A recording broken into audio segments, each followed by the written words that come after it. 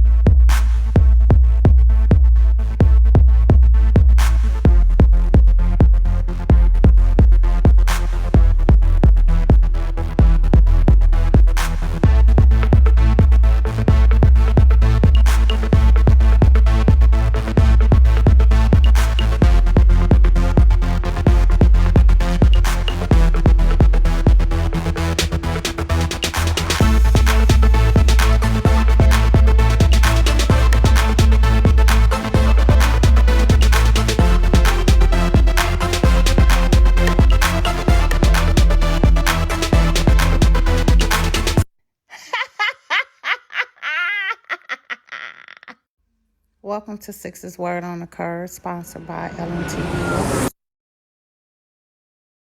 What we're not doing is shutting down the curb. This is how we get the news. This is how we get the 411, the T.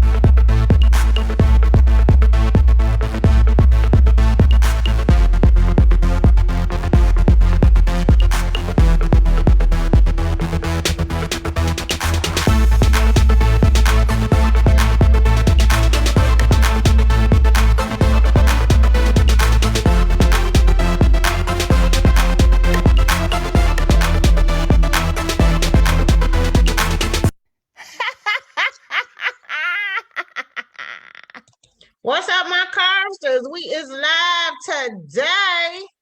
We got you a panel today. We got Sean, we got Renee, we got Danielle, and of course, Dr. J. What better way to start it off? See, y'all didn't even know. Did y'all get y'all alerts and stuff that we was going live today? True story, I was asleep. What's up, panel? What's going on? Y'all make sure y'all not on mute so we can be able to hear you. I see everybody coming in. Hey, Jerron. Hey, Sarah. Hey, sister. Sissy says she gonna catch the repeat. She got to work in the morning. Okay, gotcha. Y'all already know how we getting down today. We got some hot topics. We got the Trey Songz situation. We got the Chris Brown situation. If y'all didn't check out that doggone live that we posted on the curb in regards to Tasha K doing the interview with the lawyer who's bringing these lawsuits in, y'all should have checked it out because we will be referring back to that specific video for some of the discussions with those two. Child, these two, they a whole hot mess. A whole hot mess. Let me see here. Do we got everybody together? Are y'all okay? I don't hear y'all on here, the panel. Hello. Okay, gotcha. Okay, perfect. Hey, everybody. Hey, everybody. Hey. Hey. Hey, Mama. What's going on? Mama Joe's in the building, too. Yes. Okay. So let's get rolling. Let's talk about some of the other stuff. I don't know if y'all want to dodge right on into the Chris Brown situation or if y'all wanted to do some of the other hot topics prior to and leave that for last. What y'all say? Oh, it's truly up to you. Whichever way you prefer is fine. All right. Well, let's see here. Because I did have some stuff set off on to save so that we could get into some of the hot topic stuff.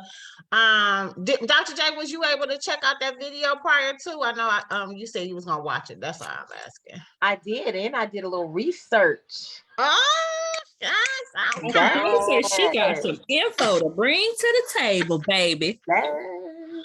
She said she did some research too. I ain't mad at you. Okay, well then, since we got you doing the research and all, then we might as well get on into it. All right, so y'all know that Chris Brown and Trey Songz is up again as one of the ones who are being accused of sexual assault and or the RAPE word. I don't know if they're gonna bleep it out. I know they bleep it out on YouTube.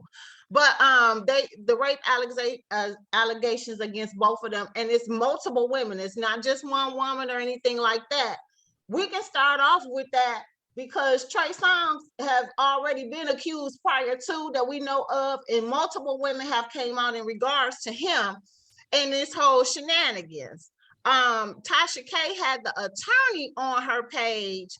Yes, was it yesterday, Sean? Yeah, it was. Yeah, it was Friday. last night. Mm-hmm. So she had them on the page and they were going to be discussing this whole thing. And from what I was able to pick up from, she broke it down and explained it was 3 ladies. One of them is a Jane Doe that came forth, and that she was explaining why it had to go to a civil suit instead of it being criminal. Which she explained that was totally up to the courts and the rulings and whether or not they were going to allow it to be criminal or not. So I don't know, was it that they didn't have enough information, or if it didn't have 99.99% to do the criminal, but they had 99.9% for it to be civil, from what I was understanding with that whole thing. Did y'all pick that up, or was I just my imagination? She was explaining that the DAs in whatever states they were in opted not to pursue criminal charges because they didn't feel there was enough evidence to prove beyond a reasonable doubt that these assaults happened. They went to a civil route because the standard is much lower to prove that. And they wanted to make sure that they at least had some type of consequence. If you ain't gonna wind up in jail, she said, we're gonna hit you in your wallet. Yeah. So, and this is the reason why they did the civil suit. Now, in addition to that, she also was asking, because most of everyone on social media was asking, why are they all just $20 million of what they're suing them for? And basically she asked, her, do you got a price on your pussy? Do you? And do you got a price on your pussy? What's the price on your pussy? Because you don't have a price on it. So I guess maybe it was just a random pick of what they feel would be suitable for the rape allegations and charges against them. That's what it was. Ooh, yeah, I think the goal is to start at a number that's just super high and unrealistic, because they think they're gonna be able to negotiate and get a settlement. That's what they think. Right. And and basically, if you was to have to pay $20 million, then that's basically all she was saying. You wouldn't be sitting up here trying to do this no more. If you got hit in the packet for 20 million and you was awarded that amount, maybe you would sit the fuck down and shut the fuck up. That's what they say. Yes. Hey, Karen. Yes. Hey, Nisha. So that's the whole situation with that. Now, in addition to them talking about the amount, she started to tell us some of the stories in regards to that. So what did you get from the stories, Dr. J? Did you from each accuser? We're talking in regards to Trey Songz. I think some of them were believable. I think the one where someone actually walked in the room and she actually went to the hospital, like she ran away and was able to leave and then go to the hospital and had, a whole rape kit done. I think that one is more believable. And I'm just shocked that they did not believe that could be used as evidence. And, situation play out. And then. So I'm sorry. Says. I was trying to pull up the little thing from the clip for her for that night. But go ahead, Dr. J. Go ahead. No, I was just saying, I believe that one. The one, Danny or something, I think that's the one that The is pretty UNV, notable. yeah, Yeah, the best yeah. UNLV basketball player. I guess I can't remember the friend, but I guess she was friends with him. Like they have a relationship, Yeah, and yeah, her he name admitted in is text messages. Yeah, Mhm. like he admitted in text messages and was apologizing for. I believe that one too. right, I think overall, like she said, where there's smoke, there's fire. I don't know if every single case that comes, forward, every person is going to be 100% truth, but I do think there are some, and I think sometimes people can take advantage of an opportunity right. when it presents itself. But I do believe that some of these cases are actually true, and I don't know. I'm just going to say this, and then we can either table it and come back to it. But let's not forget Kiki Palmer. Yeah. Because she did say like she felt sexually intimidated, she was coerced into, you know, he pretty much made something out of, that was not supposed to be, and people really attacked her for that. Right. Mhm. And now we're seeing like, okay, maybe Kiki was not telling a lie, because this same type of behavior is coming forward, and it's by multiple women. So I It's believe definitely a pattern with Trey Songz. Yeah. Trey Songz definitely is a pattern. And even though Kiki said that it wasn't sexual of what they were doing, because I think the whole basis of hers was he was trying to get her to be in the video for his video shoot and stuff like that, and she didn't want it. He kept harassing her about it, and then she went to the closet. But there was multiple other females that came forward, and if I'm not mistaken, it was 3 other, and they were saying that those were sexual, because one lady that came forward was saying that she was at a party, he asked her to go home, and it's similar to the same scenario with these other women that were that the attorney was talking about too, except for the NBA player, the Danny Lynn chick or whatever. But basically that they were at some event or function, they get ready to leave for the night, and he asked them to come back to his place or go to a party or something, an after party or something at his place, they doing something. And then they get there, and then he kind of pretty much is like, okay, well, it was going down. And one of the chicks that was saying beforehand was just like, she waited all night. She knew what it was, and she was going to participate. But then it was so late by the time that they got around to get to it that she declined, and he was acting like he became Dr. Jekyll and Mr. Hyde, which like forcing her to do it. And that's when it becomes a problem, because if they were saying no, and he's still trying to force him, that's what the one with the NBA was saying, that she had been friends with him for a long time. And they had already had sexual contact with each other before, but it was just this one particular time that he was asking to do, was it that when she was saying anal, and she declined, and he got mad and was forcing her, and in the middle of him forcing her, that's when somebody walked in, and it kind of interrupted him, and she was able to leave. She said that they have what is that, text messages of him apologizing to her about the whole thing. And it seems like that's his regular MO. Nisha said it wouldn't have to be a chance of opportunity if he didn't make this situation reality. Yeah. Did y'all see the interview? Kendu's daughter, Kendu, that was married to Mary J. She interviewed with Tasha K, and she had a different perspective. So I guess she was saying that, she likes more of aggressive, and so does he.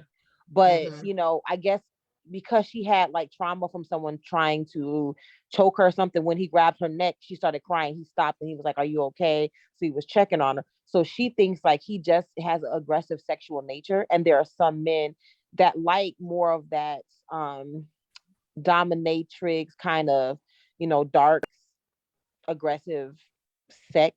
So maybe that is an aspect of Trey Songz, and he's not very forthcoming with that initially. I don't know. I'm not making an excuse for him. I'm just giving another side of what she was saying. Yeah, but she did right, say right. that they was hella young, like she was like a teen at the time when that all occurred. Not that that makes a difference, but I'm just saying she was a willing participant. But it don't seem like he did anything with her at where she was like, no, stop. And he was like still forcing himself onto her. Yeah, he's pretty aggressive. Yeah. How you know, Sharon, aka Sharon? How you know?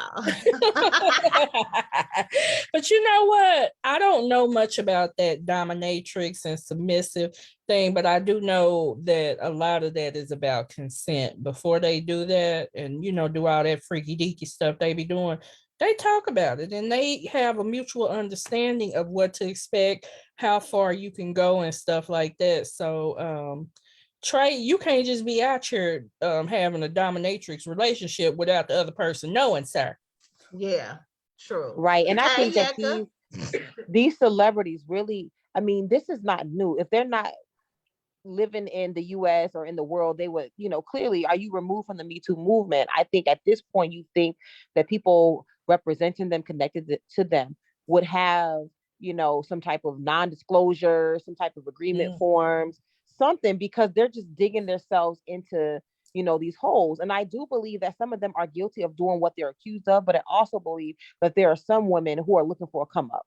Right. And so what they need to do to protect themselves is to make sure that at any time when they're interacting with a woman in that manner, that they have somebody by that has them, can visually recording or something to denote like, hey, this is consent. Right. Because they're going to keep getting entrapped in these situations, and who's to say who's guilty and who's not? It's their word against the woman. Sure. Wait a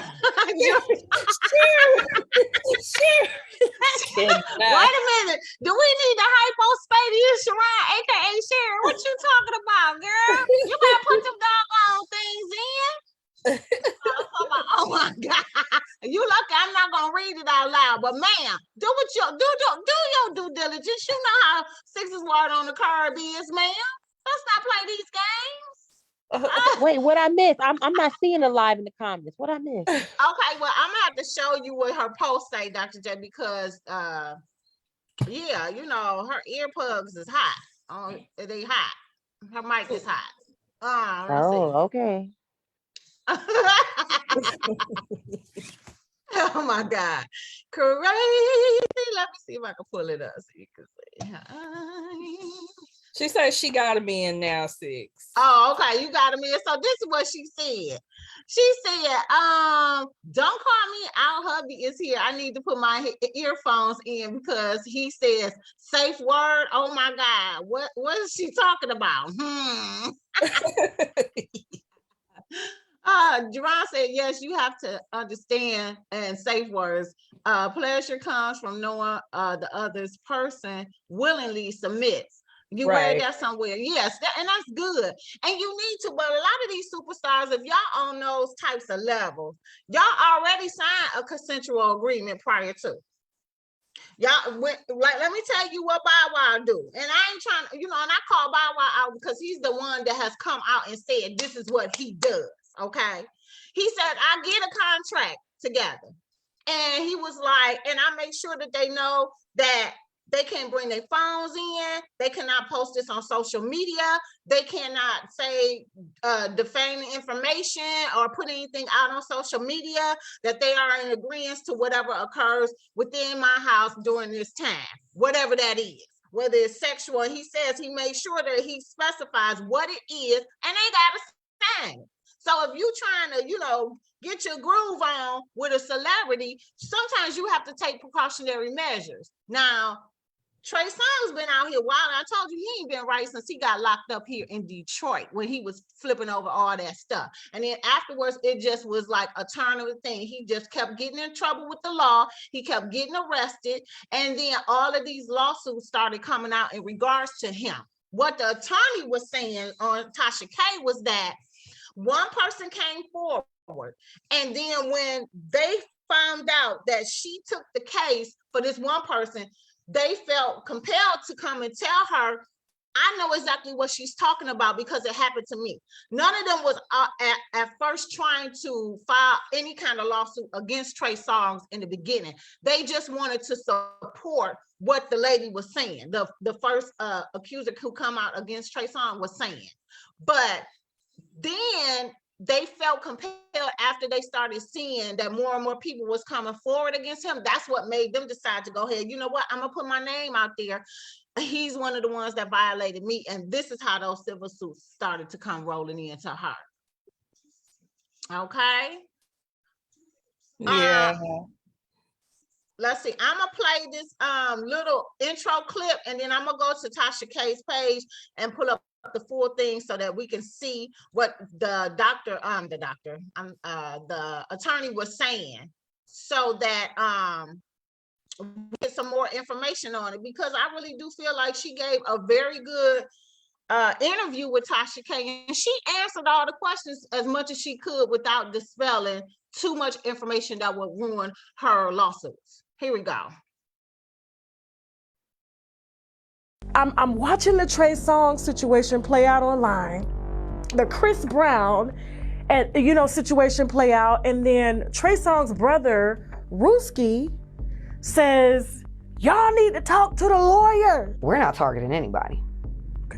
That's first. I know you are representing the Chris Brown accuser too, and I just have to say this. And there's another young lady we're filing a lawsuit for her too in the Chris Brown situation. So there's going to be two. I'm up to 5 individuals, 3 against Trey Songz and 2 against Chris Brown. What do you say to people that say that you can't play both sides? Or if it seems like you're playing both sides, because Doody Lo was accused, just like Trey Songz was accused and Chris Brown was accused. But, when I spoke to you earlier, you said, well, Doody Lo was a victim. I get a call from TMZ. Trey Songz just asked us to run a story. Do you want to comment? What's the story about? So how did you arrive at $20 million for Trey, one of the accusers, and $20 million for Chris? Everybody thinks about these dollar amounts. That's all they hear, these big numbers, big numbers. Tasha, tell me what your vagina worth to you. I know Chris Brown was drugging girls.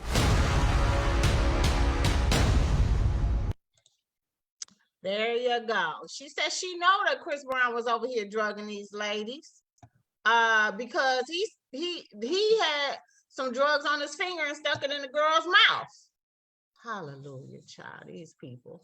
Hey, what's going on, Miss Ann? Thanks for joining. You got the okay, yep, I seen that part.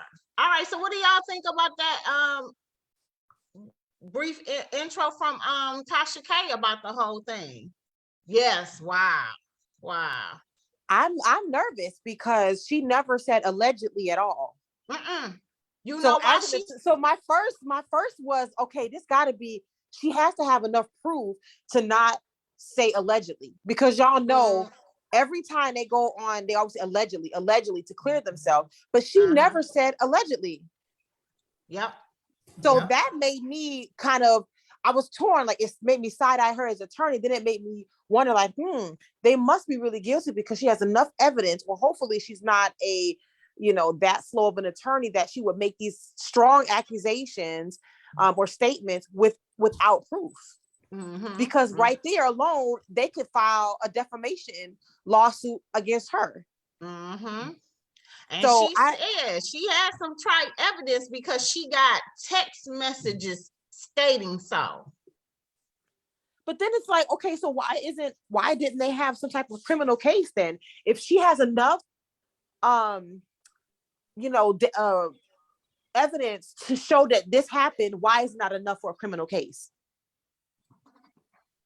Now, see, I don't know. For that one, I think we would have to look up, like what you need in order to file a criminal case, because like she said, it wasn't up to her on the filing for that. That was up to the courts. You are not about to stick your dirty fingers in my mouth, right? Right? She never said allegedly. No, she didn't. She said that she has concrete proof of this regularization. I mean, I did like I'm sorry, go ahead. I was just gonna say, I think she may have some proof that implies something happened. Like him apologizing, like if he's apologizing through text, that could be for anything. I'm sorry for what happened. That don't mean rape. You know what I'm saying? So that may be the issue. Unless he's stating specifically of what he was apologizing for in Girl, those it ain't text nobody, messages. he ain't that stupid. Who the hell stupid? I'm sorry for raping you last night, girl. Well, he probably wouldn't say raping you. He probably would say, well, I'm sorry, you know, that I did, I tried. You know what I'm saying? Like, he ain't gonna say that. He probably was over there like, I thought we was on the same page. You know, I thought you wanted anal like I wanted anal. You know, I didn't, you know. I thought it was good. Girl, look at her. I'm not even gonna go there. I'm like, look, my thing is, y'all, I'm no expert, but if you're gonna have anal, as far as I know, you're supposed to clean your booty out. So you just up here raping women and getting dookie on your dinghy. Lord, you're nasty, sir. You're nasty. Basically, she said, I'm sorry, I thought you wanted to have sex and I thought you enjoyed it, right? Yeah. Like, I mean, from what she was saying, this wasn't their first rodeo. It's just that she wasn't down for, you know, digging in the crates. That's all. Right. Okay, so my other question, but I got a question about that part. Okay. Okay. Oh, geez. No, y'all, please do not fight me for this comment. I am not, Lord. you know. Did she not put up a fight? Like, don't you have to kind of be relaxed for that? Or, you know, I'm just saying, was there no fight put up?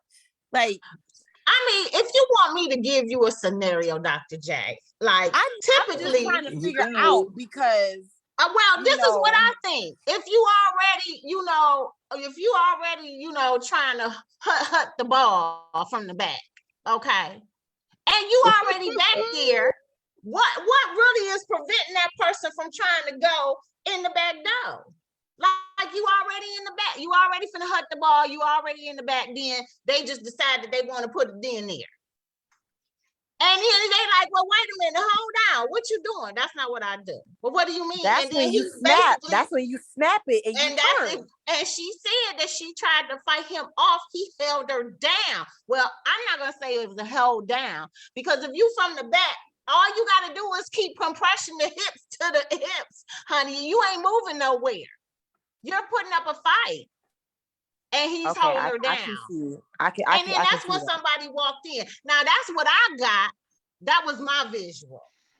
Okay. Now it could have definitely happened somewhere else, but I'm just saying. That makes sense. I mean, if it's another way, please advise me on that. No, the other thing that I was kind of like, I did appreciate Tasha K asking her was, why is it on your website?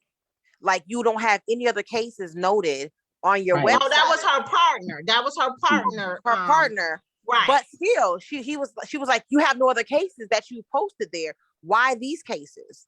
I felt like I was like, okay, Tasha K, you redeemed yourself just a little bit. We still side-eyeing you. But I appreciated that question because it's like, are you doing this for money? And she kept saying, no, it's not about money. Y'all know I love Jesus. But she mentioned it too much for me. And I was like, you're not, you know, the lawyer. I was not convinced about the Jesus part. You know, that part did make me side-eye her a little bit. She was like, I'm doing this for Jesus and stuff. I'm like, girl, you doing it for that money. And yes, you probably are doing it to help the first person. But after that, it was like, okay, money. $20 million. $20 million. Well, Dr. J, her only question in defense was, how much is your stuff worth? Well, you got a price on your puss wall, Dr. J? No, but you got to be realistic. You know, my realistic thing is this: I'm gonna hit them in the pockets. I get why they're violating me. I mean, this is me personally, and I'm not just saying, you know, I'm just asking, do anybody got a price on their puss wall? Do y'all got a price on it? Because I know if I was raped And even though, you know, the other lady, she got into her Uber afterwards and somebody drove her to the hospital because they looked at her and she did not look right. And that's how she ended up getting her police report, the kit done, and then the police was called because she was drove to the thing. If that was something, and as much as I want to sit up here and say, yes, I've never been raped, so I really don't know exactly what kind of emotions or whatever would go. I'm heading straight to what I need to do because I'm finna hit you in your pockets. If I can't get you criminally, if I can't get your ass locked up, I'm going straight for your pockets. And I'm gonna hit you with $100 million, honey, because I'm not, my 20 million ain't enough for me. You didn't sit up here and violated me in the worst possible way. And not to even say that, you know, I'm gonna get $100 million, but I'm gonna try to be as landish as the amount of what I want, in regards that I feel that I could be able to still continue to get counseling for this thing, that it doesn't affect my household and make me, you know, be flipping out and doing crazy stuff. Whatever I feel that my pussy is worth at the time you took it away from me, that's what I'm gonna slap your ass with. So, I mean, I understood that part for her, what she said in regards to that. But whatever the additional information that they got, the text messages, whether, you know, she pulled a Monica Lewinsky and kept some cloths and shit. Like, I don't know what other information she may got. Maybe it is worth the 20 million. Maybe Girl, it is high enough. That good though. You know what I'm saying? Maybe it is enough for them to, you know, file the 20 million lawsuit. But of course, you know, when you start getting high up into that amount of money, they always end up negotiating for a lower amount. It's a ballpark. It's a ballpark of what you're going to get, if the evidence coincides with what you're saying. Honestly, I don't think the evidence is all that great, because you got the one lady who has anal tearing. I don't know if these are the same people, but she got anal tearing. She got text message with the apology. She got her word. That seemed like, I mean, I ain't seen no but Law and Order, but that seemed like that would be sufficient to at least file charges. Right. Well, you mean criminal? Are you referring to criminal charges? Criminal charges. Criminal. That's why I'm like, why would you? I mean, I would be all over the news talking bad about the DAs if they told me they couldn't file when they had my asshole is ripped. Right. These texts apologizing. I'm telling you what happened. That should be enough. Now, to at least, I'm not saying it's gonna convict them, but at least file. Okay, so we need to get on the Googler and see what criminal, in order to find a criminal lawsuit, what do you need? Right, that's why she had ripping in her ass right here, and I see that. You can have a witness and still the state can choose not to prosecute. She said she had witnesses that saw Chris run his fingers in the girl's mouth and he told her friends to relax. It's just ecstasy. That's right, Jerron, in regards to Chris Brown. But that girl didn't get sexually assaulted, did she? The one that had the finger in the mouth. Yes, she did. I thought she did. I don't think she did. She wasn't one of the ones that got back. Okay, I'm gonna pull up that clip from Tasha. She just got drugged, but she didn't get sexually assaulted. Okay. Because her friends were there, I think. Right, her friends were there. Okay, so she wasn't the one. Back. Okay. But the chick with Trey Songz was. Yeah. Oh, the one that got the Uber ride. Damn food. Right. That's when you fight his ass like your life depends on it, old nasty dog. I know that's right. She's doing it for money. Please, girl, please, you lying. Who's lying? Sharon, aka Sharon. My price is unlimited. Okay, well, you hit them in the pockets. If you can't give them criminally, then what you gonna do? It's a high amount to bargain down, right, sister? Cases often have large amounts of money as a desired amount is part of what rings the alarms. Just like when people are wrongfully convicted lawsuits, the amount requested is higher than they expected. It's not about the price of the coochie. Okay, well, my coochie expensive, so I'm just telling y'all. Yeah. Shut up, babe. I'm dead. Mr. Smith. A whole mess he is. Jerron said, hey, Jan, thanks for coming in. The DA decides what is needed and maybe they stop the investigation. Okay. Yeah, it's really not nothing we can look up to see. I don't think what evidence is sufficient. Just in my mind, if you have somebody that has trauma on their body like that, where their butt has been ripped. And you have their words saying they're raped. I mean, I really feel like that would at least be sufficient to. And then you also have a pattern of him, because that lady said he's had 13 different cases or something. Trey Songz. Yes. So it seems like, you know, I mean, and I may be being unrealistic, but damn, what do you need to prove a rape these days?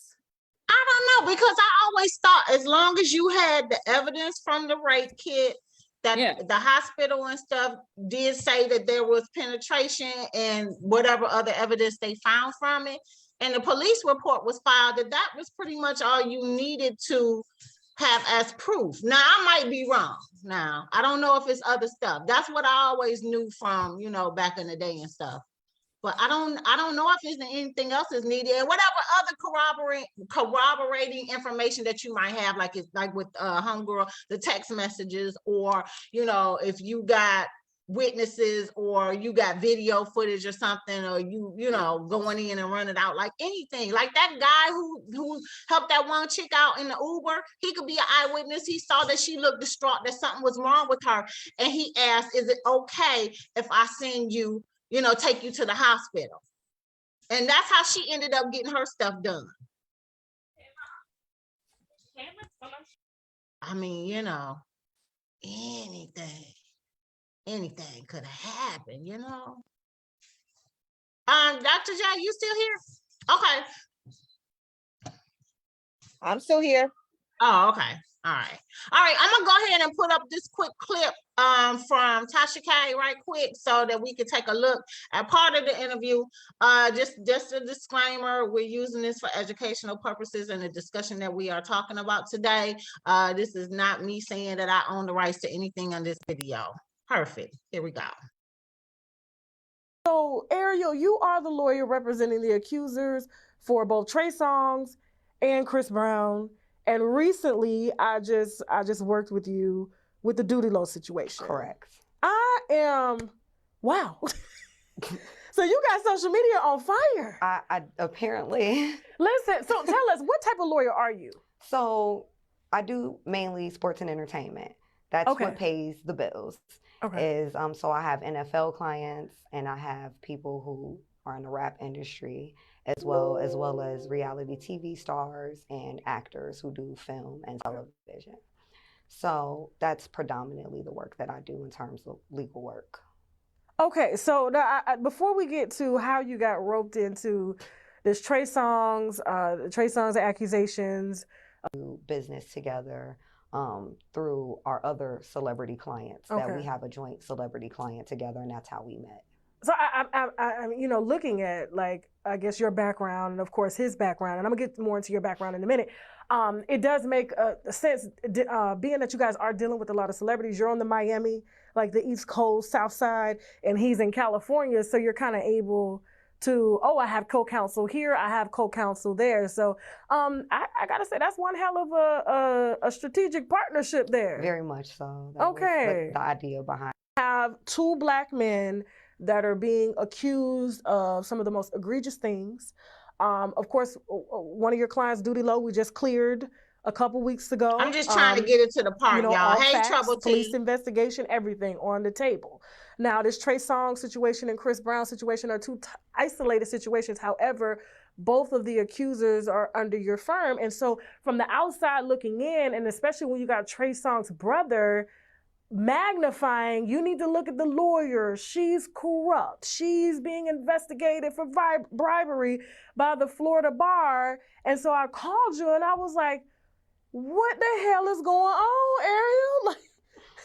And I asked you, I said, is George putting a battery in your back? Because from the outside looking in, it would look like he's the one representing the accusers, doesn't want to put a Caucasian face out there because it really looks racial, and it looks like it's possibly being, he's racially profiling top level artists. But you told me that these are your cases. Correct. So just start with my first client. So who is Jahara, who at first too was a Jane Doe. So Jahara's original case was a federal case with her first set of lawyers. And she accused Trey Songz of sexually assaulting her at 11. Okay. At 11 nightclub back in 2018. And that was after he left Diddy's party. After he left Diddy's house, Diddy had a New Year's Eve party at his house, which is where Jahara met Trey Songz. She was also at Diddy's house. And as they were leaving, Trey Songz invited her and her friends to go with him, saying, you don't want to go home tonight. It's New Year's. Come hang out with me. We're going to have a good time at 11. So that's how they met, was at Diddy's house. Now, see, that's the same MO. Did you hear how he lured her away? Who else came in here?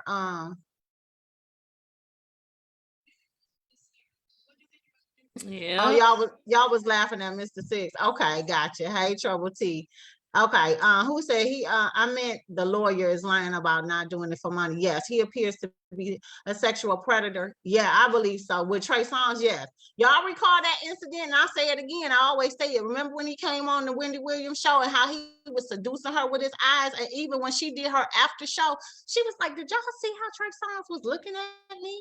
Like all sexual and seductive type lie. I was like, see, something ain't right. Something been wrong with him. Karen said a lot. Most are not believed in the rape cases. They are not.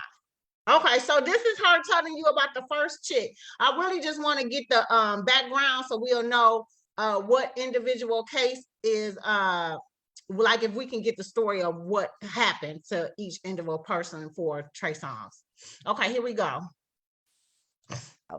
So Jahara did everything that you would expect somebody who had been sexually assaulted to do. She called the police, she filed a police report, and she hired an attorney within 5 days of the incident. Now, Jahara's mistake was hiring an attorney who was ill-equipped, I'll say, to handle the situation.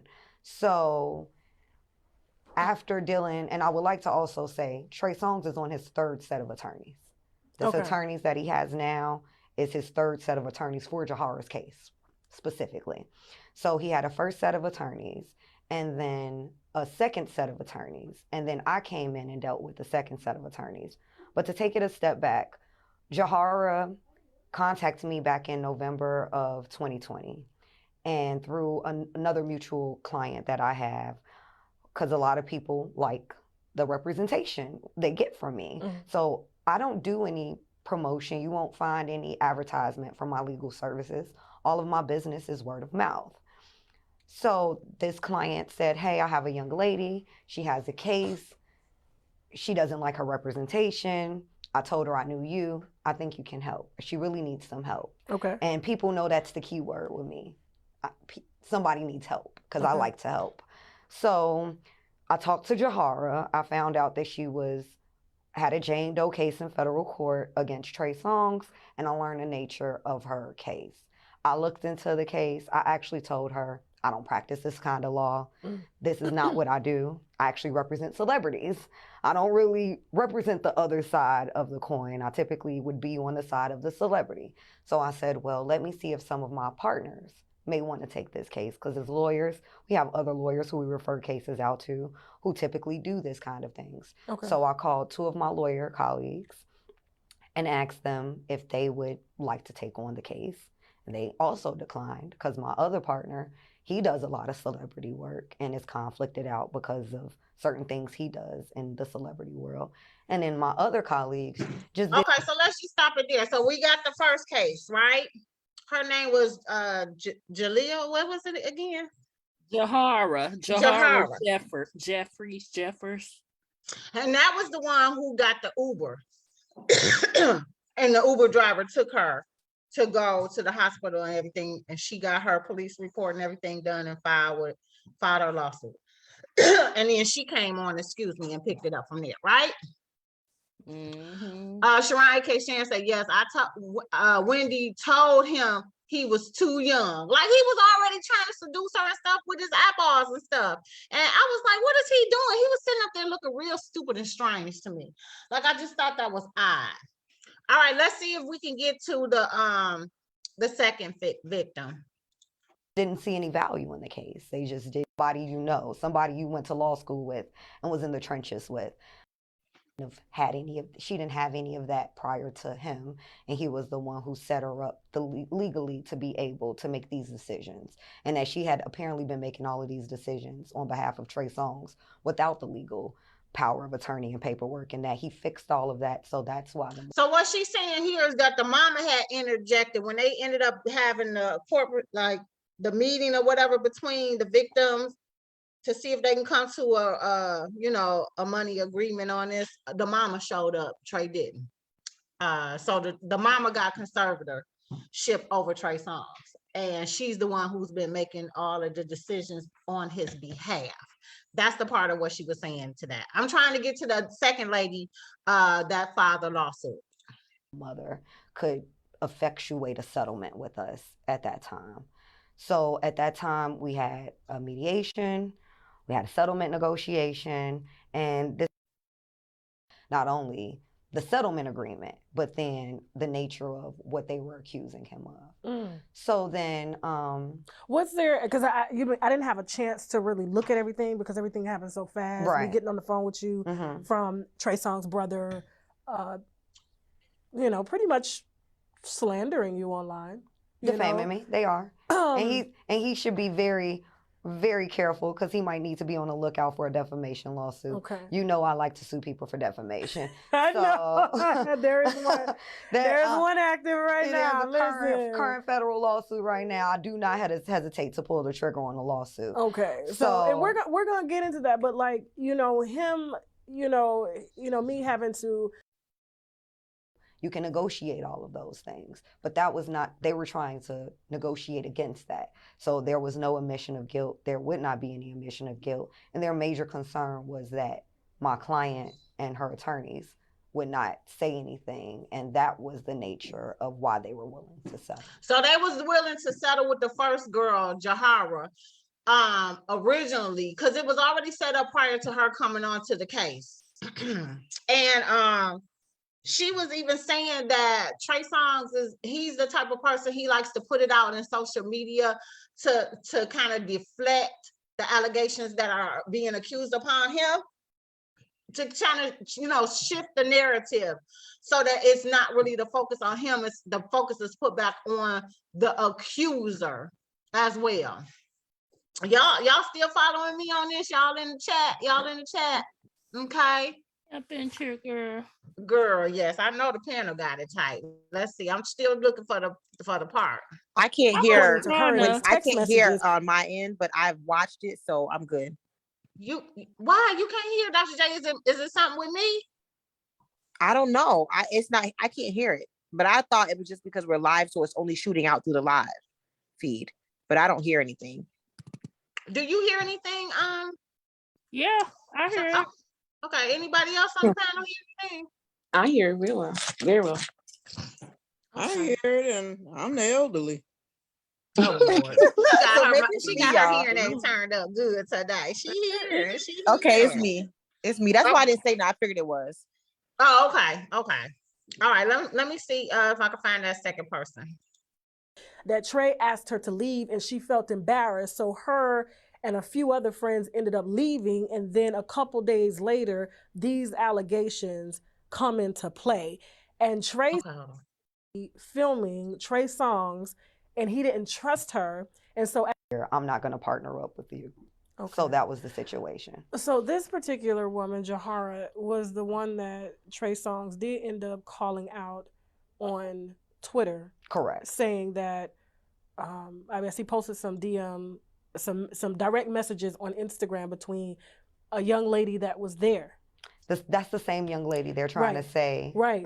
So these text messages that read, she would testify on behalf of Trey. She would not back up Jahara because Jahara was asked to leave for inappropriately filming Trey Songz, and he didn't trust her. And so as they were getting ready to leave, his side is, according to her in these text messages, that Trey asked her to leave and she felt embarrassed. So her and a few other friends ended up leaving, and then a couple days later, these allegations come into play. And Trey says on Twitter that she wanted her school fees paid. And monies paid towards therapy for her trauma, and posted the messages from her friend, the same friend that Ruski, Trey Songz' brother, says that you were accused of bribing in order to corroborate your accuser, your client's testimony. I'm trying to put it all together. Right. I had literally a few hours to do this.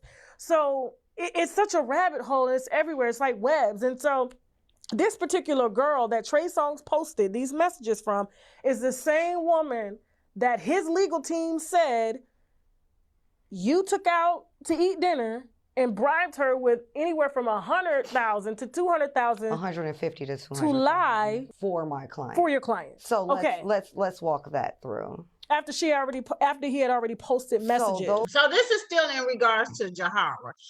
Sharon, aka Sharon, said not the elderly. Yeah. So this was still in regards to her. There was a situation where they were trying to say that the attorney that's sitting here with Tasha was trying to bribe Jahara into, you know, the girl that was saying that Jahara was asked to leave, trying to bribe her to corroborate the story for Jahara, I don't really believe that that's what took place. That's my own personal opinion. What say you on the panel? That would be stupid as hell if they tried to bribe somebody to go in. Yeah, I don't think she would jeopardize her case like that. Not one bit. Yeah, no, I think what she said was true. The best, I mean, with this type of thing, if you get tried in the court of public opinion, that's it. You out of luck, you know? Mm-hmm. Yeah, facts. And after a motion was filed, he had 22 young ladies accusing Deshaun Watson of sexual assault during massages, and then Tyrone Black dropped the mic. Yeah. Yeah. And I was just like, and you know, my viewers were like, Tasha, can you follow up on this? Of course, I reached out to Dylan, had no idea that you were representing her at the time. She said she felt like, you know, Trey was interested in her because of, to accept that you have been victimized by somebody that we're filing in Nevada. Okay, here we go. Here go the second one. Yeah. Yeah. And I was just like, and you know, my viewers were like, Tasha, can you follow up on this? Of course, I reached out to Dylan, had no idea that you were representing her at the time. Mm-hmm. And, you know, I was just like floored because she said that this incident happened 9 years ago. And her having to relive this because accusers keep coming up. And so I guess she felt compelled to speak on it. Now, why does, even though it's been 9 years, I'm sure it's out of the statute of limitations. That's Is not it? true. It's not? No. Okay. So Dylan will be the next case that we're filing in Nevada. So her case is coming up shortly. Oh, wow. And as you know, we have the Jahara case, and then we filed the second case in California, and then the third case will be in Nevada. A lot of times, if you research sexual assault victims, it takes them a long time to relive this because they get assaulted and then they don't want to think about it anymore. They put it out their heads. They try to recover internally from the trauma that they experience. Right. They don't want to be victims. They don't want to think. And I think a lot with Dylan is so strong. So she didn't want to have to accept that this happened to her. And it's a struggle to accept that you have been victimized by somebody you trusted. Like this somebody she knew, somebody she trusted. It wasn't like in the Jahara case where he was just Trey Songz, the singer that she had just met. This was somebody Dylan knew and communicated with and trusted and looked at as somebody who could be trusted. And he betrayed her trust and her. So they were dating. Correct? I don't know if they were dating, but I know they were friends with each other. And if you know a lot about the young Hollywood scene, and during this time, Dylan was very big in terms of NCAA basketball. Yes. She had just transferred to UNLV. She was, for all intents and purposes, very lit. Right. And she said she felt like, you know, Trey was interested in her because of how lit she was. And, you know, essentially like, oh, you know, you an up and coming star. I can kind of use you. We can use each other, and coming at her kind of essentially like that. So she's just like, oh, this is Trey Songz. And this is at the height of Trey Songz being Trey Songz. Yeah. So, she didn't really see the ill intent until it was too late. Because she's just... Okay, so this is in regards to the basketball player who said that she had been knowing Trey for a long time. And this is the one I was telling y'all about in regards to her, saying that they already had sexual contact with each other, which was fine. It's just when he wanted anal, it went a whole different way. The other person that she has is a Jane Doe, and that's the one I'm trying to figure out where that one is per se. If you been checking on some of the posts and stuff that in regards to the basketball player, she did end up saying, and she made a post on social media, that she is having to basically relive this over and over again, which has caused her unbelievable PTSD of her rape by Trey Songz. She says she is standing strong, considering the things that has occurred, and that she is doing her best to still try to maintain her privacy during this particular time, but also while she still continues to move forward with the case. So she did come out and make a statement in regards to that. But that one is one that we know, wow, Trey has been busy. He really has. And like I said, when we did a live before, I even brought up the other 3 women, other 5 women. It was like 5 women, but it was like 3 of them that I was able to locate who had actually came out and their names were used. And one of the ladies did an interview with her. If I'm not mistaken, she did the interview with Tasha, didn't she, Sean? The white chick that went to the party and she was waiting up for him. He told her to wait for him, and she stayed at the party all night. And then when she got tired, she told him that she was leaving, and he got mad. I'm trying to think of that one. I don't remember her interviewing with Tasha. She may have, but I'll be checking that out. She interviewed with somebody. I know we did see the clip here on the curve. So in the live, when I did the live, I brought up the clip.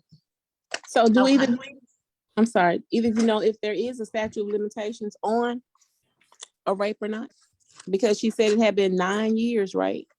9 years. If I'm not mistaken, the statute of limitation is 10. 10. That's what I think. Mm-hmm. Well, the statute of limitations, I think it varies by what state. Yeah. Okay. So, state. But I don't know, these cases, I do believe the women, but we can't convict off of just belief. We need some evidence, and that's the sad part, is there's no evidence. Right. Well, no evidence that we have seen yet, because it hasn't been to court. Yeah. I really want to see what these text messages say between him and the basketball player. I'm curious to find out. Besides the rape kit and stuff of the first victim, Jahara, and all of that, if she has any additional information to give to that as well. Okay, let me see if I could get... Just such a naturally trusting person, wanting to believe I believe it was 2017, 2019, one of those years. Maybe it was 2019.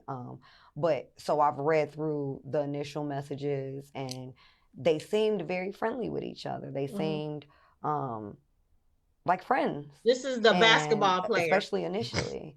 And then after it happened, it seemed like she was distant, like she didn't trust him as much, and he was trying his earnest to gain back her trust, apologizing for what he did, saying he thought it was normal behavior, trying to get her to essentially forgive him for what he had done.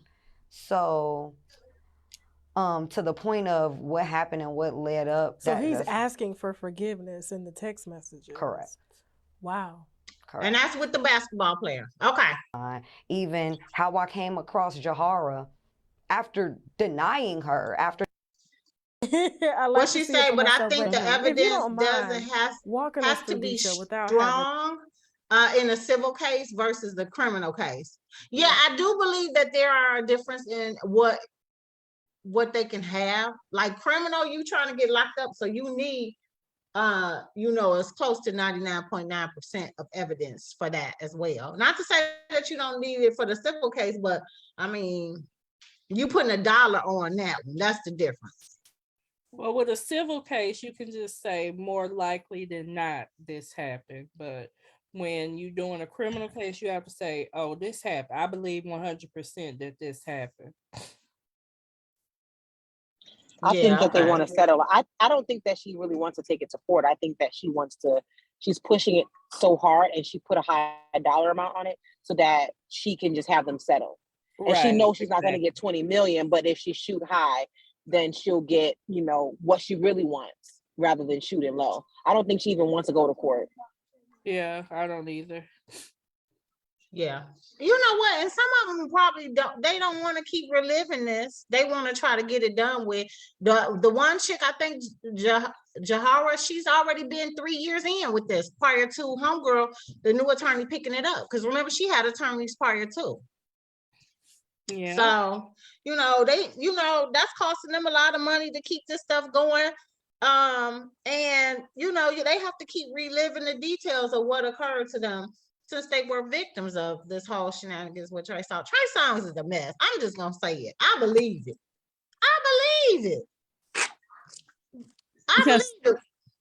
Jahara's father was the one that was the doctor, right? Yeah. And that's what she was saying in the interview, that Jahara's parents were not, they're not coming from a poor family. Exactly. They were doctors and stuff in the house. They were living really good. And it was, to her, it wasn't about the money when she first came forward. This was not the situation. She wasn't coming forward just to get the money. She was actually coming forward to get him criminally locked up. She wanted him locked up. She was like, there was too many other women who has come forward in regards to him, and that's what compelled her to come forward and say, yeah, this happened to me. This happened to me as well. It just so happened that Uber driver saved her life. He was the one who helped put this together for her, basically. If he didn't come out and see her distraught looking and ask if he could take her to the hospital, she wouldn't have had this evidence that she has, the rape kit and all of that. Okay. All right, let's see here. To, of course, disrupt your current legal proceeding, but what happened with Jane Doe? Can you say that, is she black or white? She couldn't. Okay, so she don't want to say what she is. So there's this thing. And she white women. It. Jahara did break that ice. Dylan broke that ice as well. Is this a woman of color as well? I don't want to say just yet. Okay. Because I don't want to do anything to further identify her. Okay. So anybody could figure out who she is. Okay. But her situation was, let me say this. The commonality between all three young ladies is they viewed Trey Songz as a nice young man. He was charming. He was sweet. He was somebody they thought was trustworthy, which is why they went off with him. And then he turned. Then he flipped when he doesn't get his way. So in the situation with the Jane Doe, a young lady in our newest case, she had been casually having sex with Trey Songz and been in a casual sexual relationship with him. And he wanted to anally have sex with her, and she wasn't into that. And then he just decided he was just gonna take it. So wait a minute, I got confused. So the basketball player wasn't the one that had anal? That had anal situation? I don't know no more. I'm confused.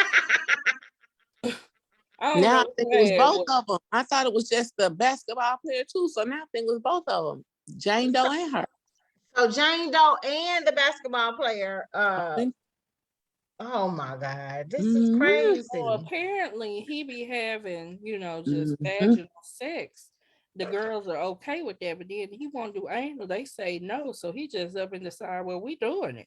Right. He just takes it. Well, yeah, he just takes it. Okay. And she didn't even ask to go when she said someone interrupted her, which you'll see in the complaint. I did see that in the article. Yeah, and that when it was going on, somebody walked in the room, but she couldn't readily tell who because he had her pressed down, and then they left, and then she was able, I guess he kind of stopped after then. She ran out, got into an Uber. So he didn't finish? To my knowledge, he did not finish.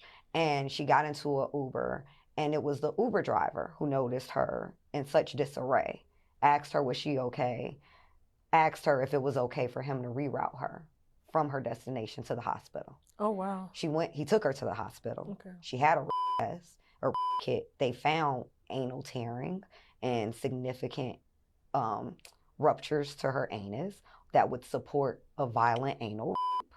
The police were called because, as we know, if you go to the hospital, it's not you that calls the police.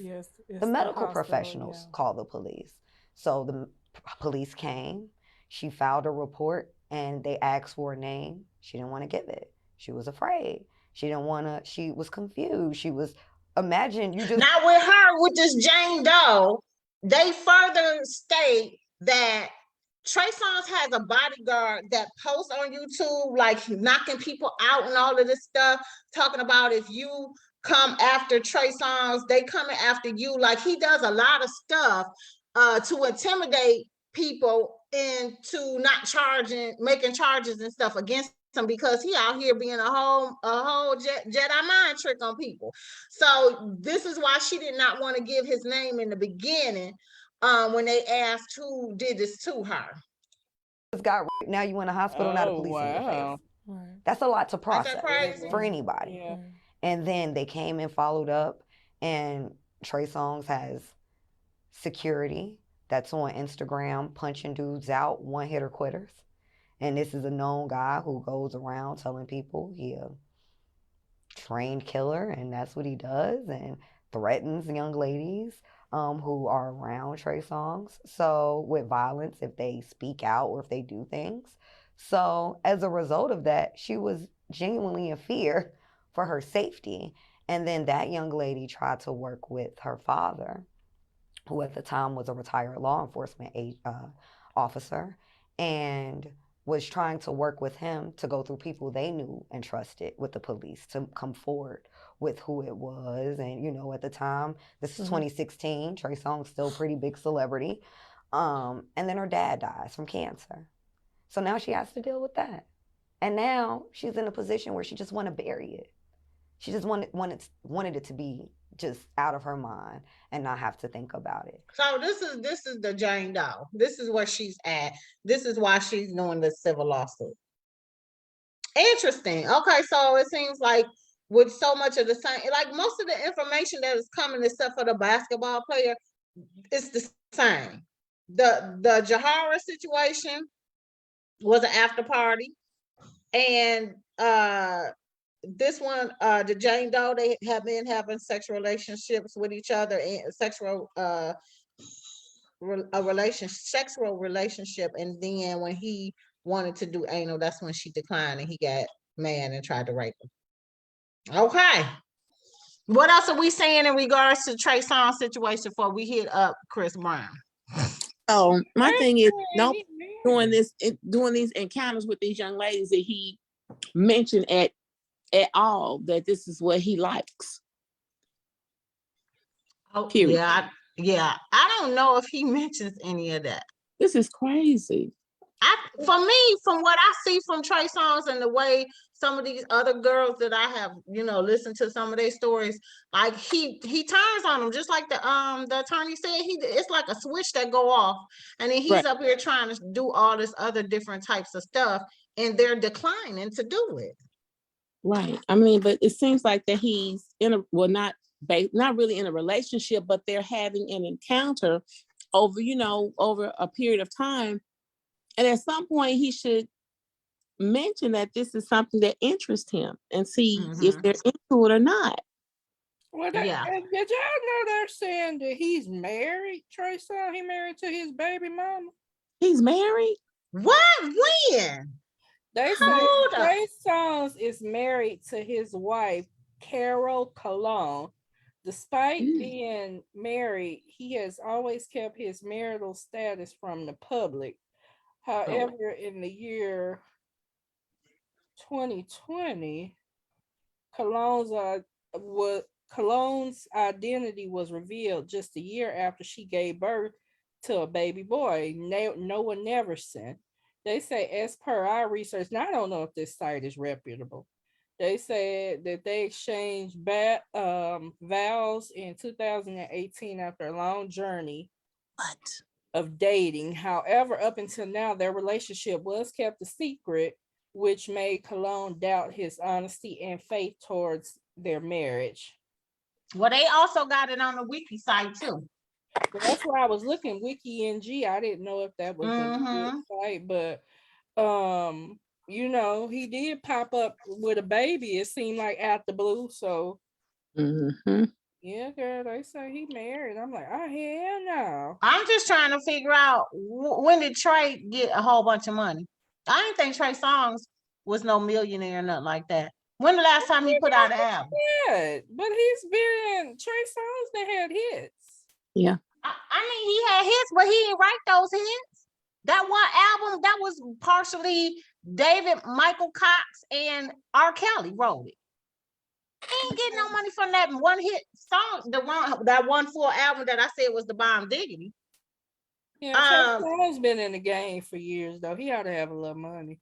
I don't think he worth. Yeah, I think he got a little money, but I don't think. Let me see what he's worth. We But you also don't know. We also don't know what his investments are. No. Yeah. He could be investing in a lot of things. You know, a lot of artists, That's you'll true be too. surprised, have a lot of investments and they're smart with their money. So That's true. you know, and she did say that he's a mama's boy, so maybe his mother is helping control his money, and we don't know about it. That's true too. Girl, they say he worth 12 million and he will make more as the years progress. Right, Sharon, aka Sharon, Dr. Jekyll, Mr. Hyde.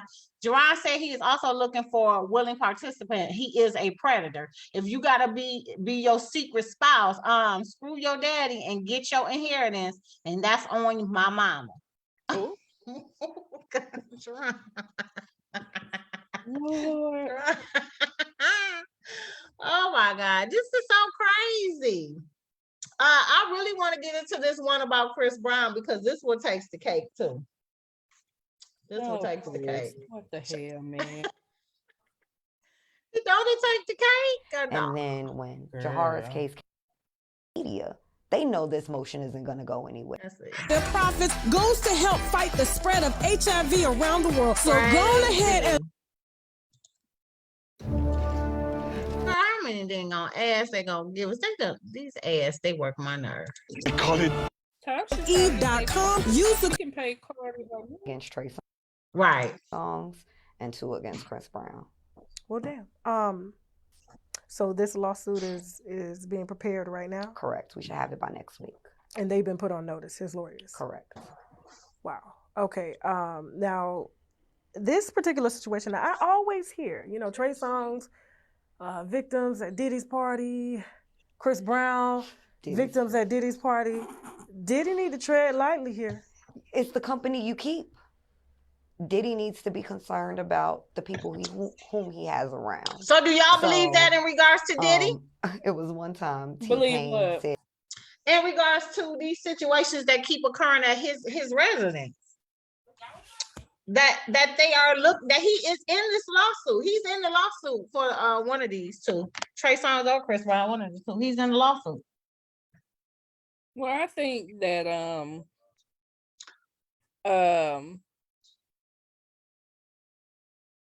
Diddy probably does need to have like security, be like, oh hell no, y'all can't do that here, get out. No. But Diddy probably be drunk and doing whatever he want to do too. Diddy be out there drunk doing the same goddamn thing. Yeah. Allegedly, he be out there drunk doing the same goddamn things that all the rest of them is doing as well. And he don't have a preference. Now I said, I don't know much. Like, it's not like we know firsthand about the Hollywood parties or whatever, but my assumption is that if you go there, you going there to get screwed by a celebrity. Now, not raped. Right. And if you say no, that should be respected, but that's just my assumption. Yeah, that's my assumption as well. That's right, Christopher Potterhead Brown. Yes. All right, let's see what else she said. Who was that who just left? Danielle, I think Danielle, you are Toothpicks. Oh. Yeah, but I'm surprised she stayed up. Bless her heart. It's something about picking people to do songs with, because he did a song with Chris Brown and a song with Tory Lanez, and they keep getting in trouble. Real messy. And it's like, everybody's saying this is happening at your parties? Now, Chris Brown, he of course says, guys, listen, I don't know if you know, this happens when I'm getting ready to release a project or an album, some shit comes up, basically, don't believe it. Now, he's had his share of accusations. I believe he's still being investigated right now in France, if I'm not mistaken, over an alleged, of course. But even though they let him go, they are still conducting an investigation. Now, this particular, you are representing the accuser, who was a background dancer. Was she a background dancer for him, or was she just a dancer in general? I think just in general, not for him specifically. Okay. Right. And from what I read, and correct me if I'm wrong, of course, like you've always done, sitting here, she was invited to the party. I guess she was on the phone with a friend. He jumped on the phone excited to talk to her, invited her to the party. When she got there, according to the reports, he gave her a drink. She was fine. Second drink, she was blacking out. She didn't necessarily even get through the second drink. So he over there pulling a whole Bill Cosby. He was oh my God. Spanish fly. Damn. He over there bringing her a drink spiked with Spanish fly, and she made it through the first drink, but then she didn't get through that second drink, honey. She was starting to feel real woozy come that second drink. So are they putting ecstasy in drinks too? Because this is the one that he stuck his finger in the mouth and it had ecstasy on there. So not only was you pulling. I didn't know. I thought ecstasy made you go like get up. I don't know. I never took it, but I thought it made you right. So from what I hear, yeah, that's what I heard. What ecstasy is. That's what I heard. So it don't seem like that would be ecstasy if she got the feeling woozy and had to go lay down and all that. But when at one point, when did he stick the finger in her mouth with the ecstasy drugs on the finger? Oh, girl, it's coming. Was it after she'd already been Bill Cosby? I mean, because then by that time she already woozy. What is that gonna make her do? You already trying to knock her out, and then you trying to knock her up? Like, you know what I'm saying? You knocking her down with a lower, and now you trying to knock her up with an upper? Like, what the fuck? Well, y'all want to be with unconscious women? That's crazy to me. Just sick. That don't make sense. You don't want nobody participating in the sexual just laying there asleep, and you just going to take. That's narcissistic. Right. It definitely is. Exactly. It can be mixed with other stuff. Y'all know a whole lot about ecstasy. We don't, Sharon, aka Sharon. That's from Law and Order, Sharon. That's it. You know, Sharon, aka Sharon was gonna get us back because she had to put her earbuds in. We're gonna have more Spanish, you girl. This is crazy. Okay, let's finish listening because this is the one that I was like tripping on with the Chris Brown situation. Chris Brown, you need to stay your ass out of trouble. Anyway, has not the Rihanna situation showed you something? Okay. Yeah, she was blacking out. So maybe it was effects from the first drink. And so I guess her going in and out of sleep, he takes her upstairs and ends up doing what he does, assaulting her, according to the reports. And he ejaculates in her and asks her the next day to say, hey, you know, I was faded. Please take a plan B. I shouldn't have did that. I don't know if she takes a plan B. That was never talked about. She did? Okay. And I did read, this kind of threw me for a loop. She saw him 2 times after that. And the second time, I think the third time that she saw him, I guess maybe he tried to have sex again. And that's when she was just like, no. And it kind of threw me for a loop. Now, of course, I've never been a victim on that point, but it was like, somebody assaulted me and why would you go back around? Why would you go back? And not only that, like, I guess after she refused the third time, according to her, or the article that I read, that he was talking shit to her. And they're so, gaining all of this from our complaint. So, okay. Right, you've done a great job of I'm trying. rehashing what happened. Okay. And all of that is pretty accurate of understanding Okay. of my understanding of what happened. How do I say? I think it's hard for people to understand the mindset of a lot of these young girls. And we're talking about girls who are 27 and under. They're very young, and they were even younger when this happened. Dylan was 19 when the situation with Trey Songz happened. My other client was like 23. You know, we're talking about very young girls who are growing up with a different set of circumstances in a different environment. They got to deal with social media. They got to deal with, this idea of in a different environment. So basically, and this is just a fast forward because this stuff is starting to really get to me in regards to it's making me sleepy. But this whole thing with Chris Brown was he had the encounter with her, right? They did what they did. He asked her to take a plan B the next day. She does so. She has a second encounter with him. Nothing happens. They was at some event or whatever, and he saw her or whatever at the event. They have another encounter together. And in that encounter, he tries to push up on her again to sleep with her. And she declines. So he started talking shit about her. And this is how the whole situation started with that. Now, is it this point on the last turnaround where he gave her the ecstasy on his finger? He stuck his finger in the mouth with the ecstasy. Is that what ended up happening on the third count? That's a different person though, isn't it? This is we talking about Chris Brown now. We done I with know Trey it. Songz. I'm saying it's a different person though. I'm saying it sounds like a different person. It's not. It's the one person who had 3 encounters with him. Okay. All right. What Sharon said, sure, Law and Order my ass. Okay, whose penis hole in the wrong place? I don't know. That's what we trying to figure out. Yes, ecstasy is a freaky drug. But if you already been Bill Cosby, what is ecstasy gonna do to you? Yeah. How's ecstasy gonna wake you up from a Spanish fly? I'm just saying. But the lawyer's explanation about them running in the same circles, it's makes true. sense, but it doesn't explain like how you wind up. I know where I'm be close enough for him to drug me again, have the opportunity to do nothing again, if he got me that one time. Right.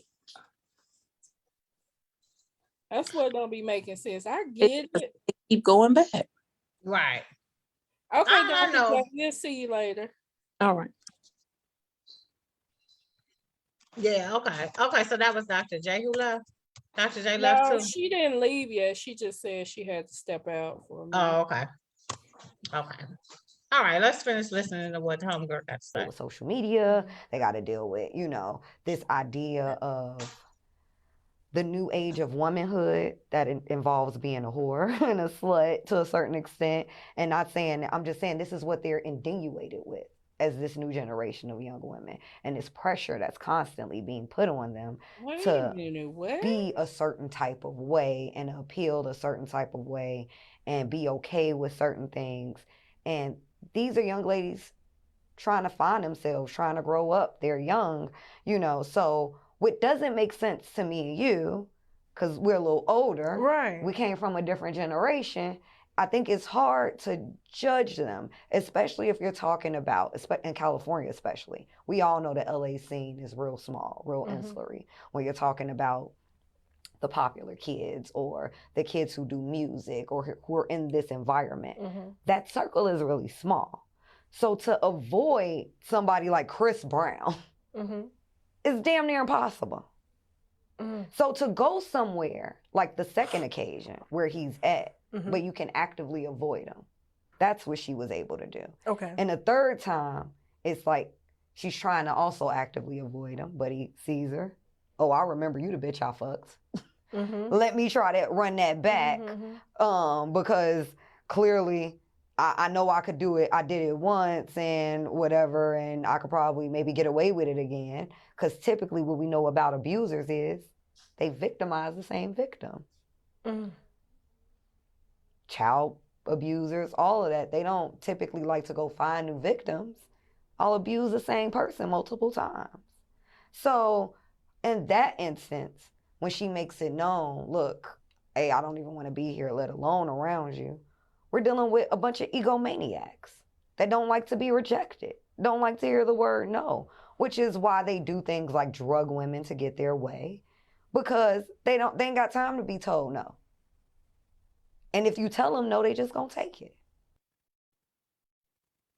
And that's pretty much what it is. So like when you are in Hollywood, the Hollywood circle is really small. This is why I always try to explain to everyone that everybody in Hollywood basically have dated everybody.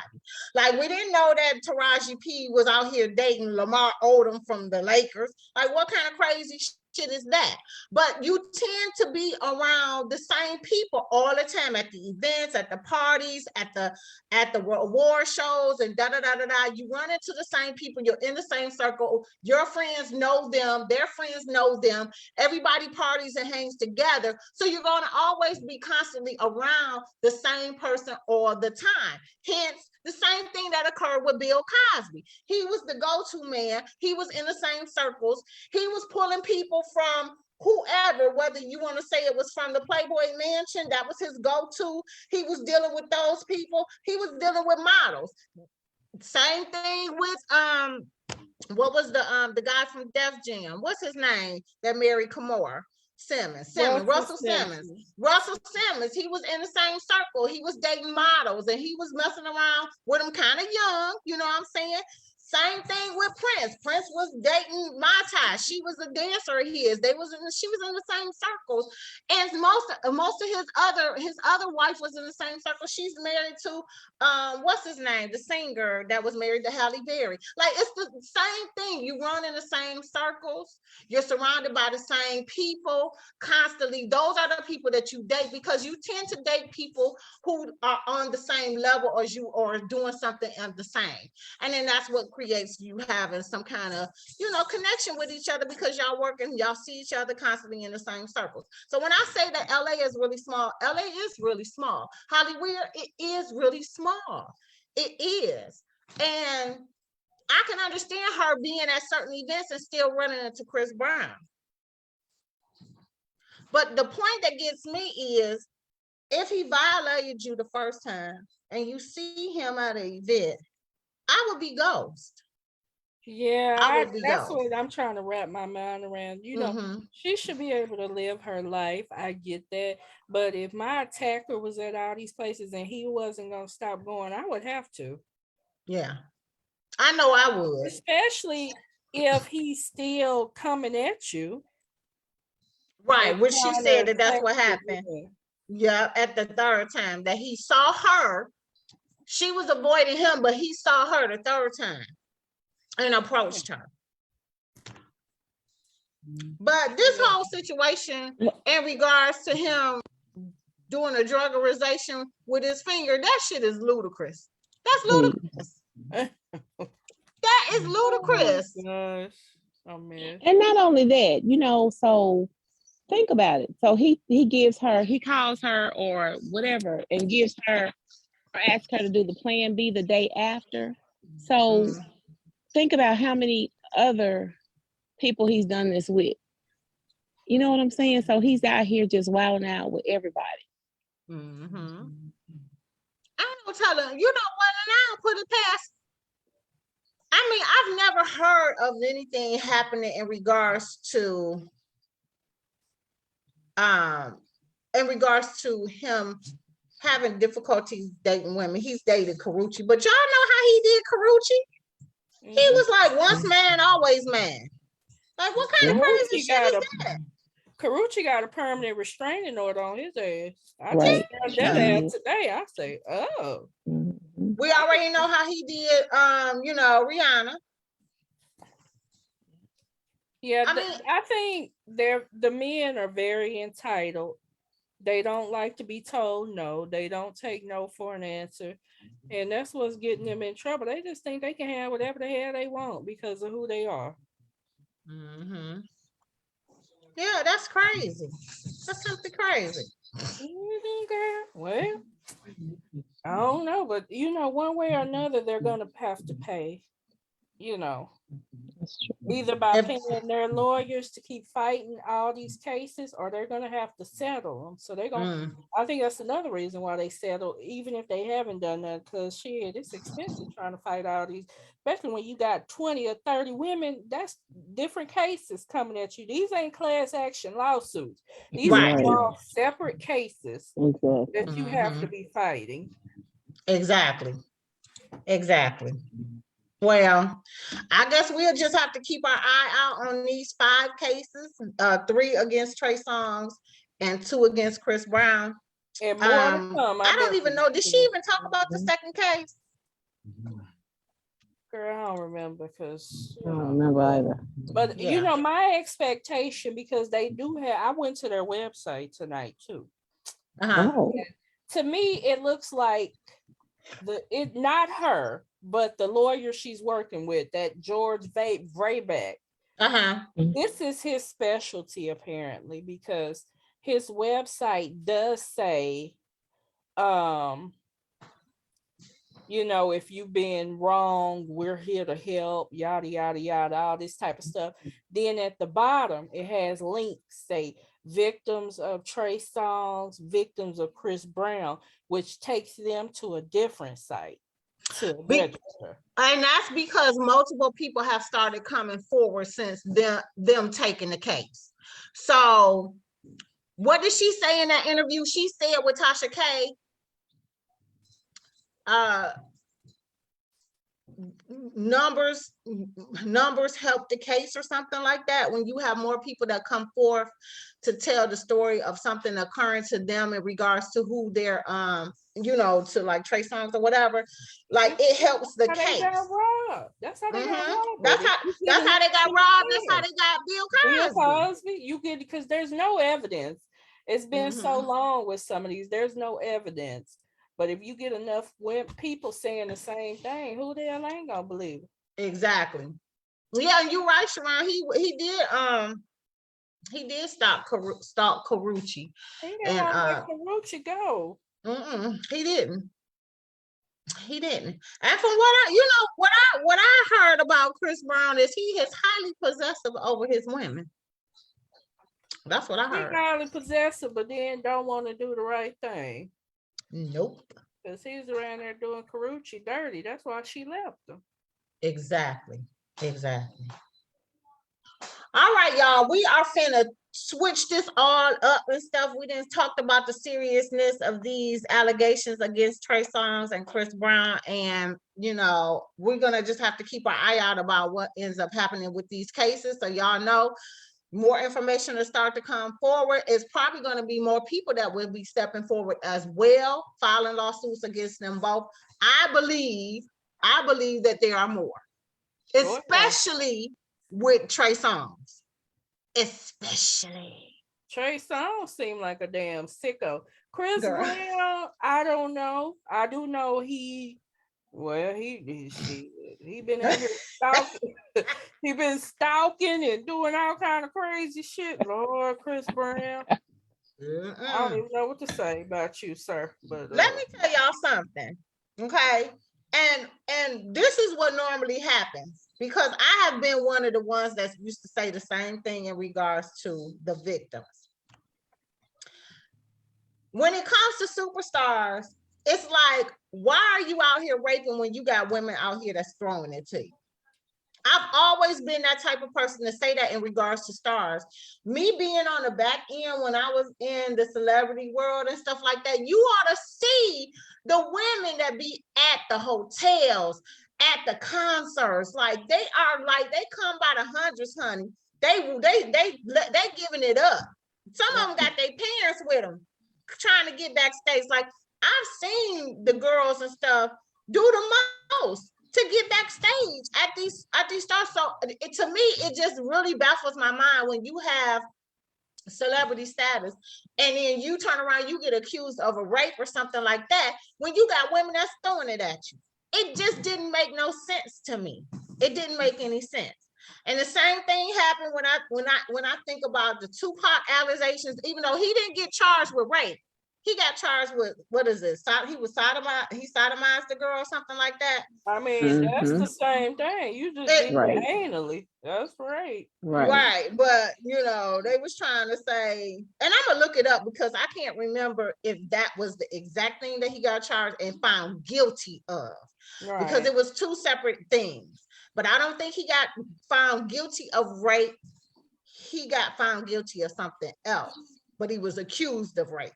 Same thing with Mike Tyson. You know what I'm saying? So it all kind of just really just makes me be baffled when I see these allegations and stuff coming up after people in a celebrity deal. When you got women that's willing to throw it to you, can have any woman and you can sleep with a different woman every goddamn day, multiple times a day.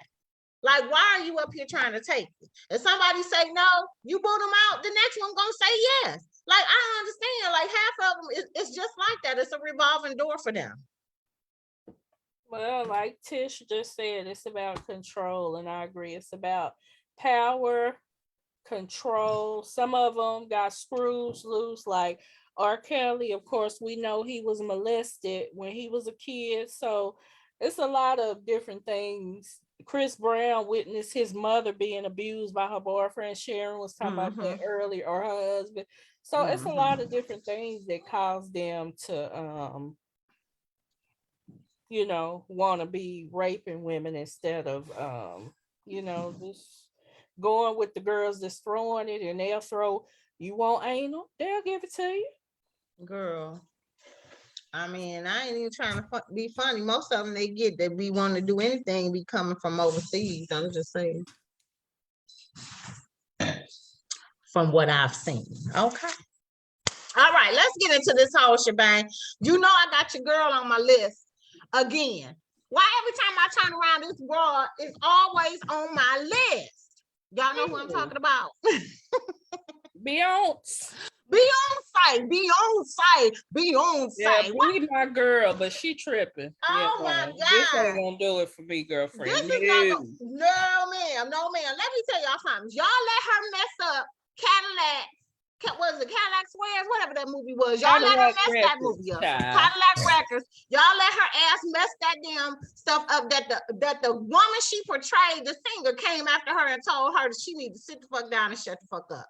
Then y'all let her turn around and fuck up The Lion King. The Lion King has been one of my favorite cartoon movies of all time. I tried to get my kids to watch it. I don't know what's wrong with these younger generations, honey. They was like, they didn't see nothing fantastic about The Lion King. I know you fucking lying. What? The Lion King. Yeah, my has kids always weren't been good. Yeah. I like the original one, not the one Beyonce had her hands on. And then now y'all want her to come out here and do imitation of life? Y'all got to be kidding me. What part is she supposed to be playing? That's what I'm trying to figure out. Girl, who are you playing in the damn movie? Zendaya. Somebody said they don't think Zendaya has the acting chops. I say, yes, she does. Zendaya is a good actress, but they need to quit remaking every damn thing. Anyway, shit. Girl, I'm so upset with this whole situation. Sharon, aka Sharon, said, let's talk about how y'all know all about these drugs. Let's talk about it, Sharon, aka Sharon, because you are in the world of hospitalization. And you see a lot of people maybe come in, depending on what department you are in. I have a family. I have a family that are all nurses. So 2 out of the 4 aunties that I have are nurses. I have doctors in my family. So I know a lot about drugs. Hence, the other part of me being in the celebrityville life, you are accustomed to seeing people do drugs right in front of you, and you're supposed to have on this happy face like that's the normal. I've seen it, and I know what the drugs are all about. So for me, per se, I've never done any drugs, like no cocaine. Like I ain't over here lacing no weed with no cocaine. I ain't never tried ecstasy, and I ain't never got Spanish fly. Ain't nobody ever did no Bill Cosby on me, okay? Because one, I go get my drink from the bar, and I drink it myself. I don't allow other people that I don't know, who I ain't really friends with, to bring me a damn drink. You can buy me a drink all you want, but that don't mean I'm gonna drink the drink that you gave me, okay? Now, in regards to how Sean know about it, She said she know about it from Law and Order. No, I tried. I don't smoke weed, but I have tried TV shows, girl. I be like, oh. Yeah, no, I ain't smoke. I'm not a weed smoker. I'm a drinker, but I've tried weed before. Let me tell y'all something. Sometimes you have to know your drug of choice. Okay. So you drugging Mr. Six? No, Mr. Six drugarization on me, honey. He got me some ooh-wee one time, had me out here doing some whole fucking Michael Jackson at a goddamn party, girl. Live like this shit is still like today, even years after it's already been done and over with. People still talk about that day. I was up there doing my Michael Jackson and rerun rendition, honey. I never forget it. Never forget. Lord, I would have loved to see that. Girl, it was the bomb. Let me tell you, I hit every beat. And that's when you know that some stuff ain't for you. Like I've tried, like some of my friends, you know, I've tried weed with some of my girls growing up back in the hood and stuff like that. And that stuff didn't really do nothing for me. I'm a drinker. I would rather drink rather than puff and pass. That's just not what I do. Okay. So yes, not for me. It don't do nothing for me. Some people it does whatever it does for them. But that stuff don't work on me. I've tried edibles, honey. Edibles is not my thing either. Okay. Yes, that's right, Mr. Lovin.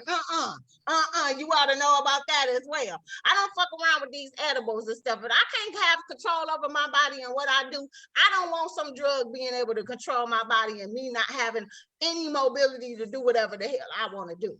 That's crazy as hell. Well, I'm denying your pre-existing conditions about these drug allegations, Sharon, aka Sharon. You over here sitting up here trying to put spawn something on me and Sean. I'm telling you the truth in regards to me and drugs. I don't do drugs like that, you know, and I don't down nobody who wanna, you know, sit up here and do Whitney Houston all day. If that's what you love and that's your choice of drug, then that's what you do. But that don't mean you're gonna be around me and I'm gonna be doing that stuff with you either. So what's the Whitney Houston? Where you lace your weed. Them primos. Oh, okay. Yes. And then you sit up there, and then when the weed ain't hitting good, and you taking it straight to the head with the crack, and it's knocking your fucking kneecaps off. That's Whitney Houston, honey. That's when you do it all. They say Mama Joe in here, so you just better calm your nerves, sis. Girl, Mama Joe already know my stories. I ain't got shit to hide. Mama Joe, no. Okay. I'm just saying. So that's your daughter. Girl, it is. And my mama know that my drug of choice is having me some your wine mama say she listening too. Okay, listen, mama, listen.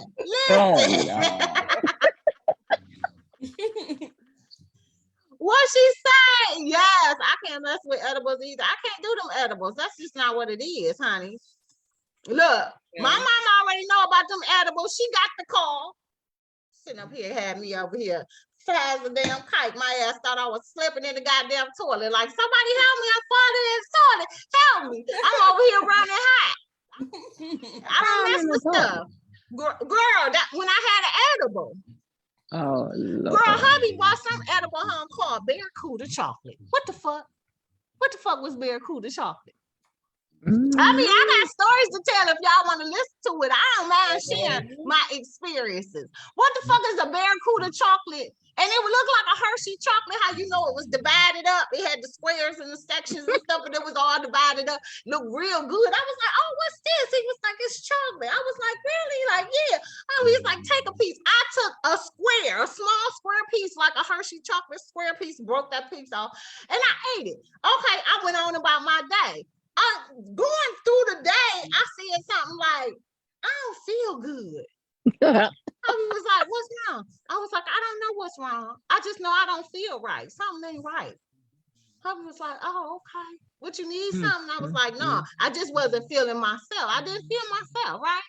Y'all laughing, but I'm telling you, you want to hear the story now? So you was trying to swim after the Barracuda chocolate. Girl, I ain't trying to swim, let me tell you. I'm super late behind everybody. Hey, Shauna, what's going on, boo? So anyway, so I wasn't feeling good. The next thing I know, I went to the bathroom. I was like, well, shoot, I got to pee. Let me go on and go to the bathroom. I go to the bathroom, and I sit on the toilet. And then as I'm peeing, the next thing I know, the walls started looking like they was moving in and out. And then it looked like I was looking down at the floor, like the floor was hundreds of miles away from my feet. I'm like, what is going on? What the hell is going on? And the next thing you know, I felt myself slipping like I was falling in the toilet. I'm like, hell, I'm in the toilet. Like I was falling in the toilet. I become busting in the door. What's wrong? I'm like, I'm falling in the toilet. Man, you ain't falling in the toilet. I said, Oh Lord. yes, I am. He was like, no, you're not. What's wrong with you? Next thing you know, I burst into flames. I'm like, I'm hot. I started ripping all my clothes off. Like, I'm hot. Something ain't right. I'm over here just flashing. I'm over here like Pookie was. Like, what was on Fridays? Chris Tucker was in the chicken coop. I'm over in the chicken coop. Like, I'm in the bed, like, booty naked. And I'm like, I'm hot. I'm hot. Like, I took off everything. What's wrong? What you done gave me? Something is wrong, bro. I'm freaking out. Mama, you know the story because you got the call. He done called my mama like, man, I don't know if I need to take her to Oh, the hospital. I said, what's wrong? What's wrong? And he was like, you need to take a nap. He kept trying to get me to take a nap. I was like, I can't sleep. This shit got me noited. I'm trying to lay down and calm down. I couldn't calm down. I couldn't get rested. Like everything was just a mess. Like it seemed like everything was moving. And I'm in the bed and I feel like I'm on the ocean, like I'm on one of those little stacks of woods that floated out in the ocean somewhere in the middle of nowhere. And I'm looking all around like trying to find land. And he was like, what you looking at? He kept asking me, what you looking at? I said, I don't know. I said, something ain't right. This is why I don't mess with certain drugs, man. Leave me to my liquor. Leave me to my wine. Let me do my white liquor and I'll be all right. You hear me? You heard me? This is why I don't mess with that stuff. You ain't giving me no ecstasy. You ain't giving me no Spanish fly. You ain't even giving me no goddamn edibles, okay? If I can't have control over my body and limbs, we got a problem, Houston. Yes, Sharon, AK Sharon, I was tripping. Y'all talking about poor Mr. Six. No, he the one gave it to me. Po me. Baby, Six got consumed by the toilet. Girl, he took a picture of me. I don't know, what was the picture of, babe? In the bed when I was just out hot, but I was under the cover a little bit, but I was ass out. I was hot as hell. Don't even give her baby aspirin. No, I'm good with aspirin. So see, I got tolerance for aspirins and stuff like that. But when it comes to them drugs, honey, no, I pass. I was noited out. I see why people be thinking people be following them and doing all of this crazy stuff. It's crazy. It was Spanish fly for you. Shauna, you how you thought your ass was going in the toilet. Girl, because when I sat down in the toilet, I felt like my legs was hanging over the toilet, like the toilet bowl was bigger than my ass. That's why I thought I was slipping and falling and can't get up in the toilet. Because my legs seemed, I told y'all the bottom of the floor seemed like it was hundreds of miles away from me. So it seemed like I was just sitting in it and my ass was in the sunken place. How did you get in the bed? Hubby helped me out the toilet. It helped me into the bed. And I was like, I'm hot. And I had to take all my clothes off. That's how I got in the bed. Hubby helped me to the bed. That's a me. He should have recorded you. That's what he should have done. He recorded you. He would have recorded me if we would have been divorced by now. You heard me? Yeah, you ain't been divorced, nobody. Yeah, you ain't got no real crazy stuff. Maybe the toilet lid was up. It wasn't, sister. It was down. You got me crying over here. Jan, if I swear to God, he is right here. He is over here laughing. He thinks that shit is funny as hell. I don't think it was funny because I didn't know what the hell was going on with me. Because I started feeling sick, like I was like sick. I thought something like maybe I was gonna throw up or something. My stomach wasn't feeling good. And then I was like, well, shoot, I gotta pee. Maybe I'm gonna go in there and take a dump. No, I was not. I was acting like Pookie, Sharon, AK Sharon. I was. You got that right. right. Okay. Ooh, child, y'all done took me back down memory lane with this whole mess. That's why I tell you, you can't even trust your own damn husband. Your husband over here sabotaging your ass, got you over here with some damn edibles, got you tweaking. I can't even do that stuff. This is why I don't mess with drugs. This is exactly why. Anytime you get somebody that be on a high level of marijuana, don't fuck with them. If you not a pro, don't do it.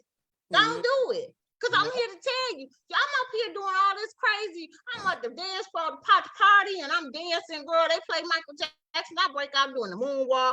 I'm doing the leg move and stuff. And then they do some other old school hip hop stuff. Girl, I broke out with a handkerchief or a napkin or something. And I was rerunning. You know how rerun used to have the handkerchief? No. Girl, I was doing it and hopped up on one leg and caught it up under the other leg. Girl, I was the bomb diggity. If you want to say I had some good superpowers when I had that, ooh-wee, honey, but that ooh-wee could have turned into some damn Martin Lawrence running down the streets talking about somebody trying to kill me. Ain't no telling, you just don't know. You ain't going nowhere. You and Mr. Six is glued together for life. For life. Edibles aren't for everybody. It's not, sister. Tell them. I'm trying to tell y'all. Y'all got, when they say break that stuff in small bites, please do it first. That little one square wasn't about shit. You heard me? But it jacked me all the way up. I should have cut it in fours. I should have cut It that. had you thinking you was on Gilligan's Island. We know what to do for you. Girl, I'm on Gilligan Island and I'm over there building shit trying to get the fuck off the island. Don't bring me nothing. Don't bring me nothing. The worst thing that happened after having an edible was that Yekin and I had a fat girl moment and devoured a 7-Up cake. Oh, dang, that was it. Oh, Lord. Lucky for you, Jen. But who was that said they got Bill Cosby? Was that you, Shauna? Shauna, what happened with you in the Spanish Fly? What does Spanish Fly make you feel like? I think that's what she's saying. Let me go back up to the comment. Yeah, she said it was the Spanish Fly for me. For her, yeah. Oh, wow. That's crazy. Yeah. That's right. Crumbles first. Build it up. You build it up and build it up. And now it's solid. I had an edible one time and I said it wasn't for me either because I was okay. I just felt like really lethargic, but my friend had started tripping, girl. She got to talking about, I done forgot, I can't breathe. I said, girl, you are breathing. You're talking. I was like, oh my God. Girl, we thought we were trying to call the ambulance for her. She was over there tripping. Girl, I told you. I said, y'all go ahead. My friend had made some brownies. I was like, hell no. This ain't for me. Girl, now I had some brownies and the brownies didn't do nothing to me. Y'all ate a whole big ass square. Oh, Sharon said you are right. I know someone that ate 2 pieces and they thought they had a stroke and ended up in the hospital. Right, and then wait at least an hour before you add more. Right. You're a girl, teenagers trying to be grown. Okay, Shauna. Okay, good. I'm glad it wasn't like a whole somebody was trying to slip you one to get some, type of thing. We was just giggling and eating cake. Y'all must got a high tolerance for them damn edibles now, Yeka and Jen. The way I just laughed out loud for real, right? I'm just saying, the doctor asked his wife how long has he been consuming, and she didn't know. Ooh, girl, she probably was up there a long time. Mama, you say I'm hilarious. Oh, goodness. Girl, I don't be messing around with that stuff. Somebody be trying to give me sweets. Sweets is my weakness, especially if it's chocolate. So when he came with the chocolate, I was like, oh, yeah, I'll try that. Oh, no. Now I ask what's in it before I take anything from my own damn husband, regardless of their child. He's sitting up here talking about he thought he was gonna have to take my ass to ER. Oh no, you not about to take my ass to no damn ER. Look at a hot mess. That would have been so embarrassing to go to the ER for that. That would have been embarrassing. And you know me, I probably would have said some outlandish shit to the damn doctors. Can you hear me in there? And they talking about, well, what did you have? And me trying to explain that I was falling in the toilet and shit. Like, what kind And of on crazy dry stuff land. is that? Oh Lord, Yeah, yeah, no. straight to the 7th floor. Karen said she ate a brownie when she was 23 years old and broke my damn tooth trying to eat a beef rib. Oh my God. You decided you wanted ribs after that, Sherry, huh? Cold-blooded. That's right. No chocolates for Mr. Six. Go on, play around with him. No, ma'am. Let him be. His tolerance for that stuff is way higher than mine. I couldn't even have a little square of a Hershey chocolate. That's crazy. And it was called Barracuda. What the hell Barracuda is? Beyonce must be on the same sting as Stabble. Eat edibles. If she think we the people are co-signing her trying to play mama on Imitation of Life. So she trying to play the mama. Not be the mama. Now, no man. Hold on, because I pulled up this damn article, baby, because this whole thing got me messed up. The most she could do was maybe have a role where she just walk in the room and keep on walking out. Now, I ain't even trying to be funny. I like her music, but her acting is not up to par for that type of role. Everybody know her ass cannot act. No, she can't. No, that's not her thing. I don't know why you can do almost anything you want to do, but not her.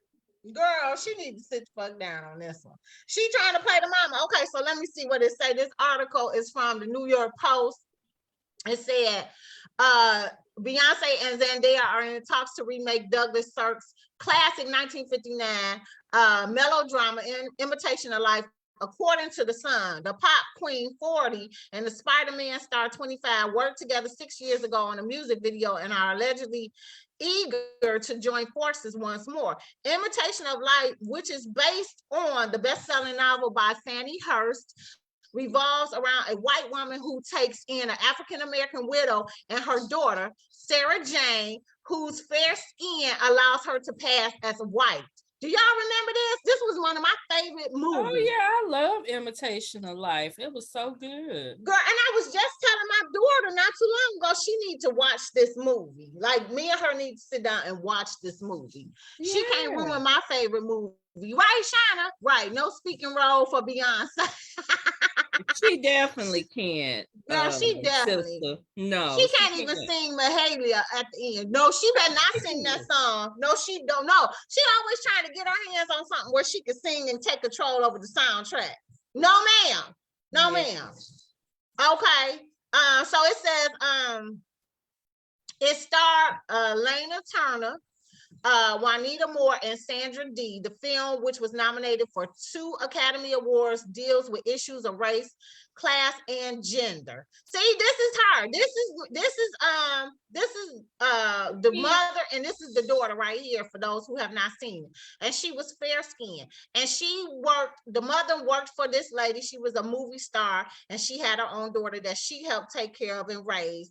And she was saving her some money. She had money decked out, and she told her that in the event of her passing, she said she got all the money and proceeds and stuff ready to go to be able to take care of her burial and be able to save some for her daughter as well. But the mother really loved her so much. And she was like, doggone well. And it does, here's the spoiler alert for those who haven't seen it. She does get sick and passes away. And the mother gives the boss gives her this lavish horse and carriage, buggy and everything for her. It was just so beautiful. But the daughter, she just did not want to have anything to do with her mama. Every time, she would go to school, she would have to transfer schools and stuff, because when they found out that she was a black girl instead of actually white, they would kick her out of the class or the school and stuff like that, because she wasn't supposed to be in there with the whites. She was supposed to be at the colors. I Rise with Zendaya. I love Zendaya. Yep, the original movie, I might have to watch it tomorrow. Girl, yes, she did her mother so wrong. Girl, so wrong. Her mama loved her to death. So they said it is unclear whether she was also appear on the screen in the film. Zendaya, who is currently starring in the HBO mega hit Euphoria, would likely play the character of Sarah Jane. So this is Sarah Jane, the daughter. So that I hope they ain't trying to say that Beyonce gonna play the mama. Everyone wants Zendaya in their films at the moment, but it feels like this could be the movie to take her to the next level and really get some award buzz. The Post has reached out to Beyonce and Zendaya's reps for comments. Back in 2016, Zendaya appeared in a music video with Beyonce's for Beyonce's track All Night of Experience. Zendaya gushed at the time. It was literally nuts because anybody who knows me knows I've been obsessed with Beyonce since birth, been to every single concert that she ever had. It's a true obsession and it's an honor, and I'm freaked out, she added. And this was in regards to doing the video. But I mean, I don't see Beyonce playing the mama. Is they trying to say she playing the mama? Because that's what Sharon, aka Sharon, said. Girl, I think Beyonce just gonna be a producer of this movie is what I hope. And Zendaya can definitely do it. I think she can pull off being Sarah Jane, but Beyonce don't need no parts of. I'm sorry, but no. Yeah. And y'all gotta remember they played Sarah Jane had a younger version of Sarah Jane, and when she got older. Yeah. Because Sarah Jane was in love with the boss's boyfriend, fiance. Hunty. I was like, oh, Sarah Jane. Good old badass. Girl, she was grown, all grown in the drawers, right? Okay, so Shauna said Sharon Me Too, and she was the first Black woman to win an Oscar for Best Actress. Yes, she did. She passed away for white. She passed for white and had a white boyfriend. Yes. She's playing Alana Turner's boyfriend. Girl, I'm saying she ain't Black enough. Shade, but no shade. I mean, it's true. She's not, she's definitely, I don't think that role would be for her. That's not a good fit. I hope she ain't in it at all. Period, Pooh. That's what I hope. Beyonce just needs to stay in the background. Yes, she just needs to stay in the background. Y'all, I can't deal no more with her. I'm about to tell y'all, I'm about to put her on the list with Kanye. We're not going to be talking about Beyonce ass no more. I'm trying to tell y'all, I'm done with her. She doing the most. I don't like it. The boss's daughter was in love with her own mama's boyfriend too. Yeah, both of them was. But what's Sarah the name of it again? Imitation of Life. I'm about to go see if I can watch it. All right. Girl, you got to watch. You're gonna be crying. I'm gonna tell you, I'm a thug like baby. Oh, yeah, you're gonna be crying. I was crying. I was boohoo crying because she did her mama so bold. I was boohoo crying. Smokey's daughter was over here, tears of a clown. Okay, flat out. No, Lord. Yeah, it's really good, Renee. You'll like it. You will. Maybe we ought to have that movie as a VIP because I'm telling y'all that mug will be good. Yeah, I'm telling y'all. Okay. All right. So y'all, let's talk about You Will Cry. Yeah, you will really cry. Shalane. I'm telling y'all, I boo-hooed on that movie. That movie got me real good. Oh God. Just ball. And then when she passed away, it was so sad, but they gave her such a beautiful send-off. It was really nice. Her send-off. All right. So your boy Tyler Perry is bringing back Madea. I see some of y'all is here for it and some of y'all ain't. What's going on? What y'all think about this whole thing? Is y'all ready for Madea to come back? Because I'm one of the ones that I was happy that Madea was gone. I'm gonna tell y'all the truth, and this is my personal opinion. The only time I love Madea is when they do the plays. The plays are fantastic. The movies are just a little bit stupid to me, but y'all know I always tell y'all I hate Tyler Perry movies. I hate his movies. I hate his sitcoms. Like I don't tune in to nothing he do on the OWN network. He got his own stuff. Like I don't watch none of that stuff. Some of that stuff is just too much for me. You here for it? I'll wait to see what y'all say.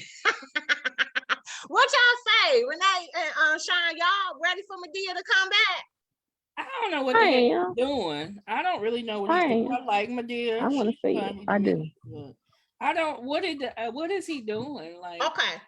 let me pull up the clip for it so we can take a look at it and see what he say. He got interviewed on Entertainment Tonight or whatever, and you know he's been out here kind of like promoting it by dressing up as Mary J. Blige when she did the halftime performance, and then he did the Beyonce, one of her little pics that he did of her. Like he's out here, you know, kind of like, you know, trolling the greats and stuff, but he's also promoting his movie that's coming out. So let's take a look and see what they say. Here you go.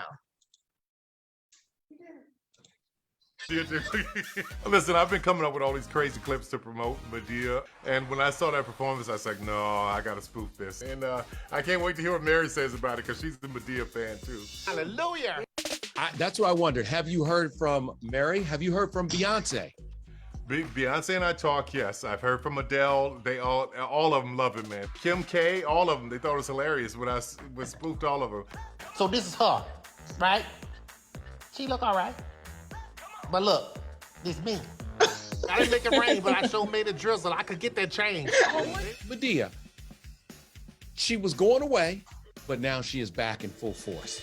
I tell you, Kevin, we're just where we are in the country, what we've been dealing with, from the pandemic, from the sadness to the social, civil unrest to the just politics. You know, I want to laugh.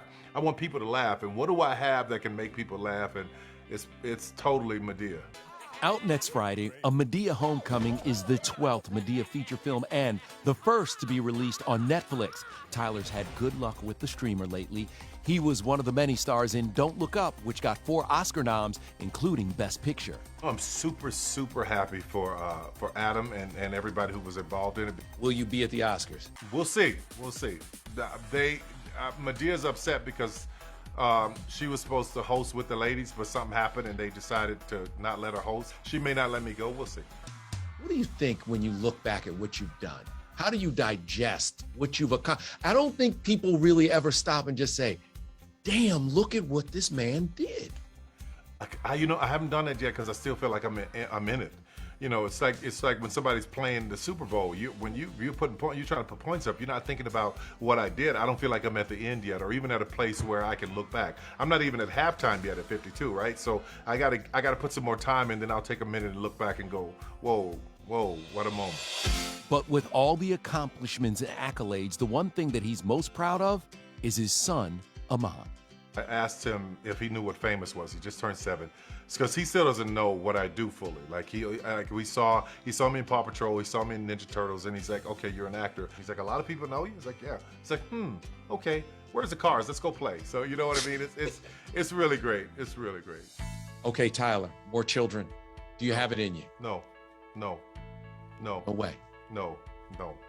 Because I tell you, I already suffer with the guilt of not having enough time for him with everything else that's going on. He gets all I got, so no, I don't have the space for it. A last thing, I heard that Madea likes me better than Michelle. That's right, Kevin, that's right. She know why, too. Ask her why. She know why. Okay, well, I want to ask you, is you gonna mix this thing up with you and Monique? You, Oprah, and Monique. That's what I want to know. So you say you watched the Oval, you like Madea. I'm here for it, especially him as Mary. I love the plays, but don't care for the sitcoms. That's how I am, Jen. I love Sisters and the Oval on BET. The Oval is ridiculous. I don't see how y'all watched. The Sisters I could deal with, but the Oval is utterly ridiculous. I'd be like, Lord, y'all tripping. Girl, I can't deal with neither one. But I sure want to deal with this whole situation with him, Monique, and Oprah. Is y'all gonna apologize to this girl or no? Y'all want to talk about it or no? We're gonna put Tyler Perry up there with Kanye. We about to boot them off of the list. We can't talk about these folks no more because I'm not tired of him. How you eliminate every damn body? You say we can't, Lord. Girl, I'm so tired. Look, Kanye be in the news every freaking day, every freaking night, every freaking day. I mean, you know, but nobody cares about Kanye. And then now Tyler Perry bringing it back. They're saying his documentary on Netflix is good. Joy says she watched the first episode. She said it was good. Okay. I don't have it in me to check that out, but you know, Joy always give us some bangers to watch, but I don't know if I have it in me to sit here and look at something with Kanye in it. I mean, even with Madea and stuff like that, I was so glad that he retired Madea, and I thought that this was going to be long term. I'm not going to even lie. I was one of the ones that was like, "Yay, Medea's being retired. We can go on about our lives. You can come out here and stay behind the scenes with your studios and stuff like that." And he still be in these damn movies. I'm sorry, y'all. I am just so tired of Tyler Perry, and I'm damn so tired of him and this Oprah and this doggone what's her name?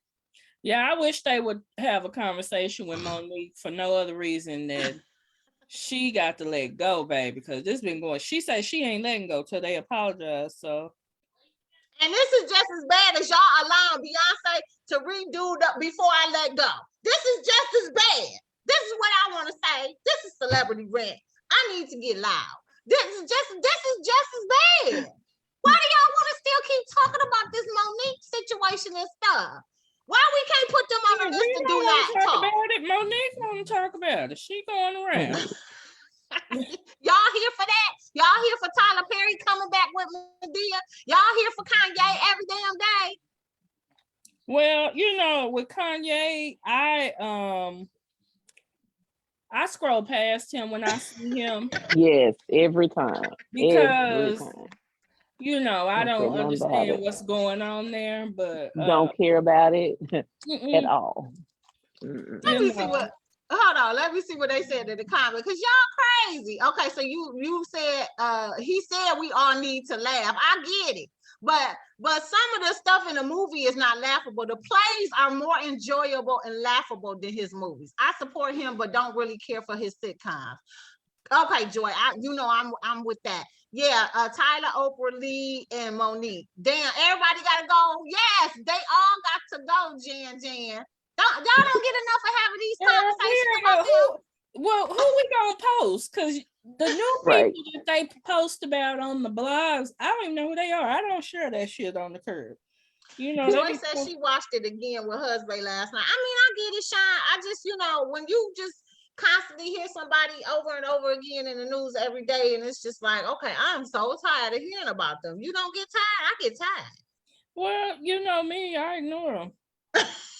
Right, with the quickness. Yeah, and his yellow paper pad is working my last nerve. Right, sister. I personally think Kim met her match and can't handle it, although he deserves this. I agree with that too. Shit, you damn right, Sean. Yeah, can't handle him. I don't know who can. Bye. Girl. Got to go. Monique, you do believe Monique? I believe Monique. I believe Monique too, Sharon, but I think for her own peace of mind, she gonna have to let this go. She been talking about it for years. Nobody has acknowledged, the people she wants to acknowledge her have not. She done got interviews and everything for her, but it's time to move on. Girl, she should have been moved on the first time around. They're not gonna give her the closure that she thinks she gonna get.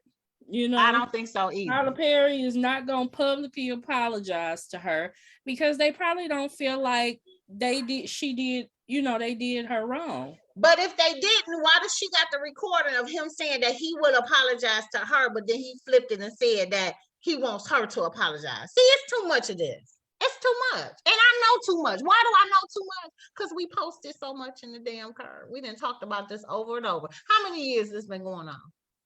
Girl. 2-3 years now. You hear from Madea dressed up as Mary.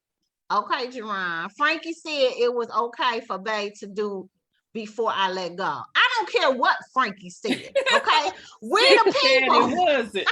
We the people. Say it wasn't okay. We the people said it was not okay. Y'all know that was some foolishness on Beyonce's behalf. Y'all know that this was terrible. Y'all know that song was not supposed to be touched. That's a classic. Stop messing with the classics. Leave the classics alone. Okay, leave them alone. We don't want you redoing Before I Let Go. We want the original version. When I go to a party, ain't nobody throwing on Beyonce shit. We playing the original. We playing Frankie Beverly. Ain't nobody doing no remakes over here. Not for that. Yeah, you don't watch Kanye. Kanye is a nay-nay. The plays are really good. I love the play. I went to the play and I got hooked on the play. Medea in the play, and I've been on the plays ever since. Okay. She's going to get nowhere with them admitting to anything. So keep it pushing. Facts. Tell Monique to go and eat edible. It's stale news. It's not effective when she talks about it anymore. Don't nobody care. That's right. Monique is like a bitter ass baby mama. Let the shit go. Damn, Six, overruled Frankie. Yep, I overruled Frankie. Frankie don't own his music. We own the music. Do you know every time Frankie Beverly and Maze come to a concert, he play what the people want to hear? Do he not? He ain't playing nothing that y'all don't want to hear. He ain't coming out with no new music. He playing his old school stuff. Why? Because it's what we want to hear. We ain't playing that trash that Beyonce did. That was trash. That's all he has is old school stuff. What you mean? Well, they like, what the hell else he go play? But you know how some artists are out here making new music and stuff like that. But we don't care about that. We don't care about that. Sharon, you say you learned to dance for before I let go. You was out here doing the dance. Yes, Sharon was up on TikTok. Yes.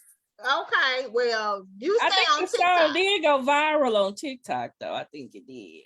Whose rendition? Beyonce's. Girl, let me tell y'all something. If I ever ran into Beyonce, it's two things I'm coming off the dome with to her. First of all, I really like the song that you did that was in tribute to New Edition. Okay, Love on Top. That was good. I really like that one. Then that one song that my daughter really likes for you when she was little, she sung the hell out of it. You was in the video in the wedding dress. That was really dope too. But there are some things that I just would like for you to stop messing with. And one is that Frankie Beverly and Maze, that was a no-no. In any movie that you want to do acting in, please sit down. I'm gonna hit her. I'm gonna hit her with all the things that I like about her. Well, at least you started off with something positive. I'm proud of you. I'm even gonna say, I really loved you in the group Destiny's Child. I thought that y'all were good together. That one of my favorite songs for Destiny Child is the I like the what is the one they did for the movie? Question, tell me what you think about me. Independent Women. I like that one. And I like Cater to My Man. That was a good one too. And then my other one was the one, I Need a Soldier. Yeah, that was the jam. So I got some Beyonce stuff, that I like about Beyonce. But her solo dolos have been a no-go for me since day one. I have never pivoted away from that. I do not think that Beyonce has like a great singing voice, in my own opinion. Like everybody be like, Beyonce can sing. No, she can sing. She can't sing. Aretha can sing. Gladys can sing. You know what I'm saying? Luther can sing. It's certain people. Patty can sing. Like it's some people you just know when they get on stage, they're gonna turn it out. And I get it. She's one of the highest female entertainers and stuff like that. But in my own personal opinion, she can't. I mean, Michael Jackson is unfuckwittable when you comparing those two. I love his music, I love his entertainment, and I love his overall style. Now, I'm not saying that Beyonce don't give good concerts for what some of the stuff that she does for her music. Boom, that's good. But I just don't like her music. I don't like her solo dolo stuff. I don't like none of it. So yes, I did say something. Yes, Jerron, I did say something nice about her.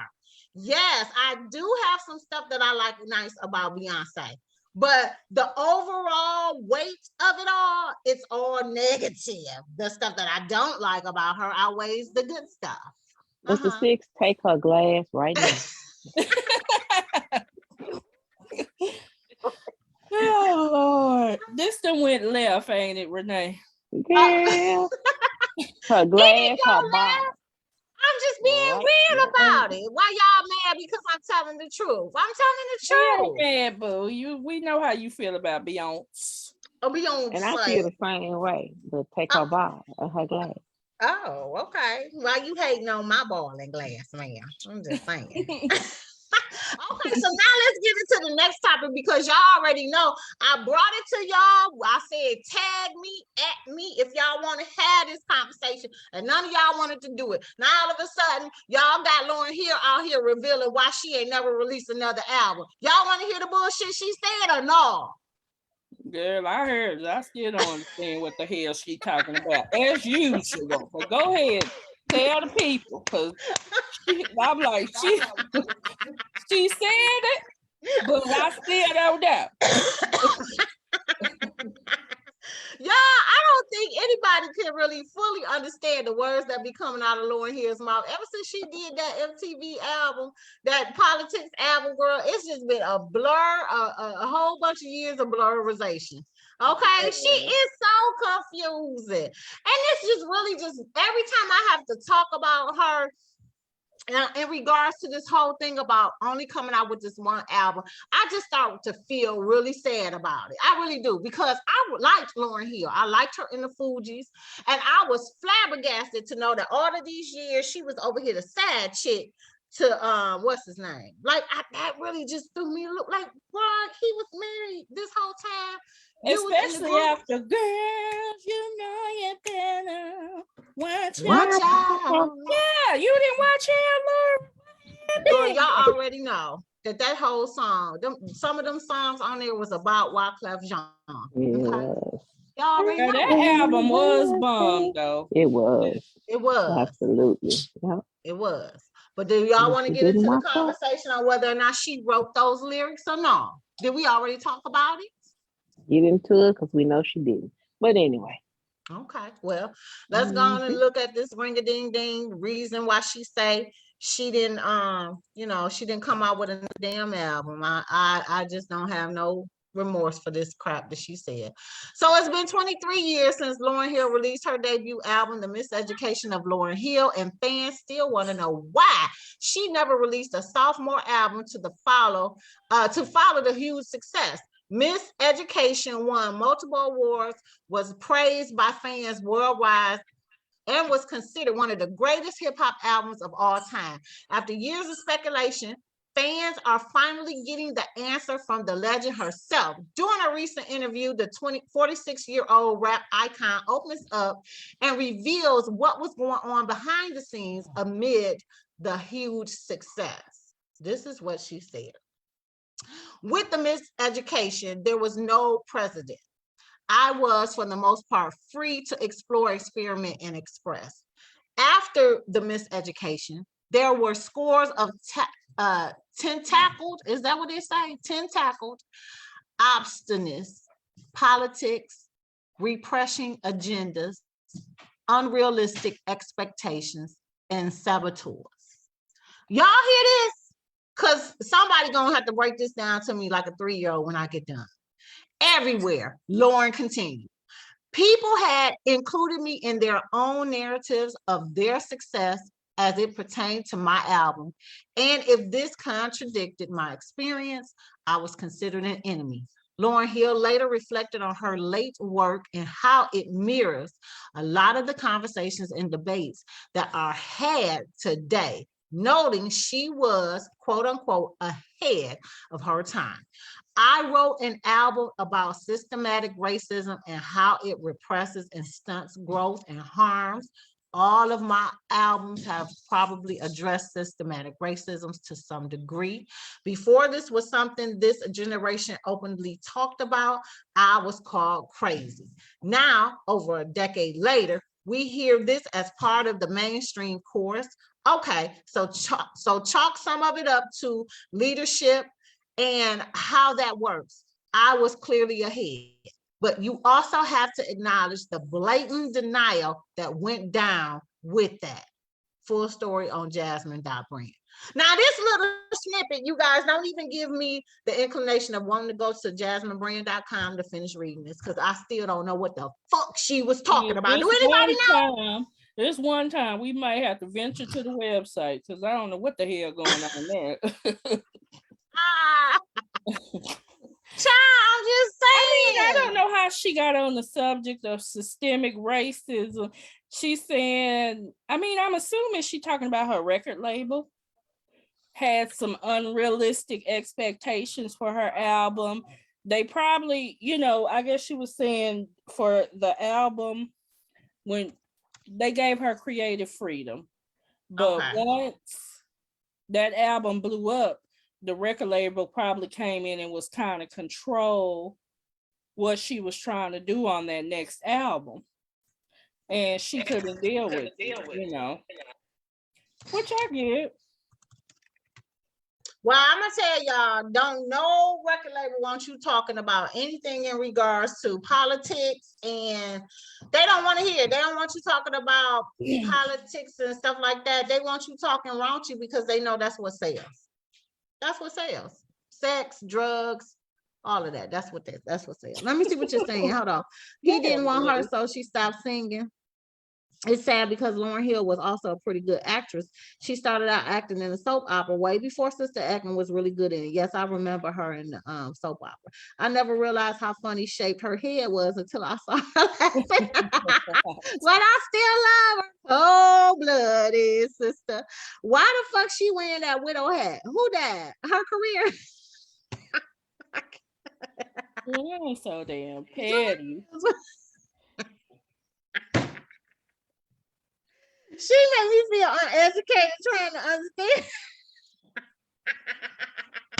Girl, I'm like, you know how they be saying something above your head? This is the time they right, you know, and I hate that phrase. But you right this time. It's above me. I don't know what the hell is going on. He was obviously high during this interview. Oh, right, God. Sharon. Obviously, she had her a couple of edibles. Girl, obviously. Let's see what we can get from the Jasmine brand. Let's see if we can try to find this their article. Child,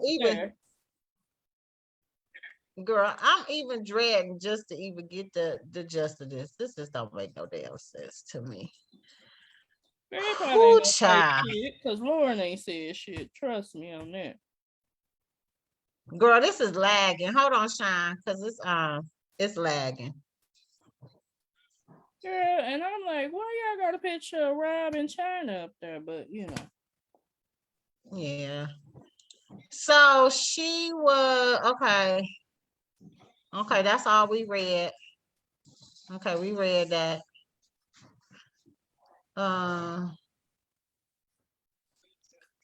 Okay. I also think the album stood apart from the types of glitches that were supposed to be acceptable at the time. I challenged the norm and introduced new standards. I believe the miseducation did that, and I believe I still do this. Defy convention when the convention is questionable. Shortly after taking a break from the hip-hop scene, the Fugees, which consist of Wyclef Jean, Prize, and Lauryn Hill, released The Miseducation of Lauryn Hill August of '98. The album opened at #1 in the first week, becoming the first album by a solo female rapper to peak and debut at #1 in the US. Okay, so those are her accolades. But she don't, look, they really gave us the gist of everything in a little clip. Ain't nothing else to go over. Just child, this was a whole loss. This was a whole loss. It ain't even nothing to even go over. Oh, you know what we didn't mention? Oh, you might have that on the agenda. Oh, what's that? That guy who did that interview about Wyclef. Oh, he was not on the agenda, but we definitely could talk about it since we already talked about Lauren. Yeah, I didn't finish it, but you know. I didn't finish it either. That's why I didn't bring it up, because I still don't know. Yeah. But I don't know if you guys, just to fill y'all in, there's a dude that is claiming that Wyclef Jean had been messing around with underage kids or something. He trying to slew underage kids to have sex and stuff like that. Oh, you saw the interview? You watched the interview, sister girl. Well, what did you think about it, child? Because we didn't finish it. We didn't finish it because it started off a little slow to me. But I do. I still have it on my list to go back, and I wanted to go back and watch it before I even brought anything out. Oh, he was being groomed. Oh, he was. The guy in the interview was. Ooh, child. Oh, But you well. know what I was confused about? I thought that guy was of age when he went there. I mean, I do believe him, but I'm just saying. I thought he was of age. But he say Wycliffe likes to be a submissive. So he likes a little dildo in the hoo-ha. What is up with all this? I was like, he was 19. Okay. Oh, okay. And just barely of age. Yeah.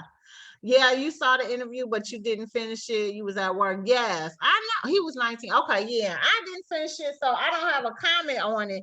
But I plan on going back to watch it so I can be able to come back and talk about it because, honey, these allegations about all these black men coming out here is really doing the most. We Boots Bandit. But what the last thing that's on my list, y'all, that I do want to talk about, if y'all haven't been seeing all of this stuff in regards to Tommy Sotomayor on this, well, honey, Tommy Sotomayor is over here getting the dragarization. Do everybody on here know who Tommy Sotomayor is? Do you know? I'm sure. Well, I found out last night when we watched that video. I was familiar with him, for. I've never watched his lives. I've only seen clips, and in each clip, he was always degrading black women. So I never took the time to go follow him. But you'll have to give the people a summary. We was talking about it last night when we was in here, but I saw a video from the guy that was on he was on some show we was watching, the Jocelyn show. Okay. Remember the guy, OG, the one that was going with that girl and was giving her advice. Well, I follow him and he saw the video. He was talking about the video, and I think I kind of agreed with his perspective, which was, even though that girl was bucking at him, a man ain't gonna stand up and buck back to a woman. Right. And I agreed with him on that. Yeah, I do follow him. Not Tommy Sotomayor. No, Jerron, I don't follow. Girl, I don't follow no every damn body now. Okay, I got discretion now. Let me tell y'all, because I see everybody in the comments asking who is Tommy Sotomayor. Tommy Sotomayor is a YouTube person, and he is very well known. He came out with a documentary that we ended up watching in VIP, which was really good. It talked about a lot of stuff in regards to the Black community. But he is really known for talking mad shit about Black women. And I'm going to play this clip for you, okay? Because it was him in a panel of a bunch of people that came in regards to talking about, I guess they were doing a podcast and they were having a conversation and they were, just talking about some stuff. And then the girl next to him asked him the question of why he always come for Black women. And that's how this whole stuff starts. Now on YouTube, they making it seem like Tommy putting hands on this woman. I didn't see it. She raised up on him and he stood up and she was trying to hit on him, and then they were pulled apart from what I could see. But I really want y'all to take a look at the video and y'all tell me if y'all see it. Now, the one video that I was trying to post that actually showed it without covering it up, they removed the video. So I think somebody flagged it and they removed the video. But it was two videos that I did post so that you could kind of see what was going on, okay? But he wasn't bucking back originally. He stood up after she stood over him aggressively. Exactly, Dry. That's exactly. Sean doesn't follow him. No, I follow Tommy though. And plus, Tommy Sotomayor is friends with Michi X, who I also follow. If y'all know who Michi X is, she's another YouTube person who's all about Black power. But her and Tommy was cool. They fell out. They had a disagreement, and then they ended up getting cool again. And So she did go live and give her little 2 cents worth because people was asking her what does she think about it. So you can go to her page on YouTube as well. But let's check this whole scene out because This was a mess. Not a girl that's out here talking about that homeboy, you know, got a smelly peen, and the reason why is because I guess she indicated in the thing that he tried to have sex with her and her friend. He said, you just got mad because I had sex with your friend and not you. Cold-blooded, a whole mess. This is a whole mess, but this is what these YouTube streets is all about. Look, I'm telling y'all, I'm always here for all of the drama. It's always some drama going on. I'm always here for it. Okay. So let's go in so y'all can take a look at this whole scenario with Tommy Sotomayor and this chick. If I have to fast forward to get to the nuck if you buck right part, then I do so, because this is 9 minutes worth, and we, you know, I ain't got 9 more minutes of my life. Turn me up just a little. Turn me up. Ready, just, bro? A little bit. Yeah. Ready for this? And Myron Gantz, can you turn me down a bit? What's the topic? Because that'd be dope. Be a human 45. Oh! Okay, so this is the girl right here. This is the girl. This is the girl that is having this whole scenario with him.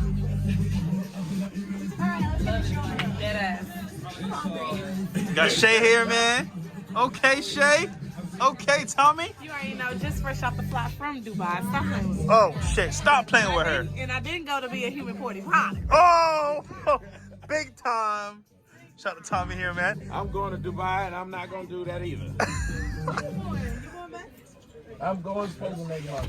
Okay, so I'm I'm drunk not and stupid. drunk. I promise to God, That I'm lead not too drunk. tight. You need a different God kind of glue. knows I'm All right. not drunk right Chris, now. God dumb knows son it. of a bitch. Just up here No, just being you're ignorant dumb. for no reason. No, he not finna try to play me on Who's the fucking- playing you, stupid bitch? No, bitch, you fucking stupid. Nobody's fucking playing your bitch. goddamn No, thing. Get off me.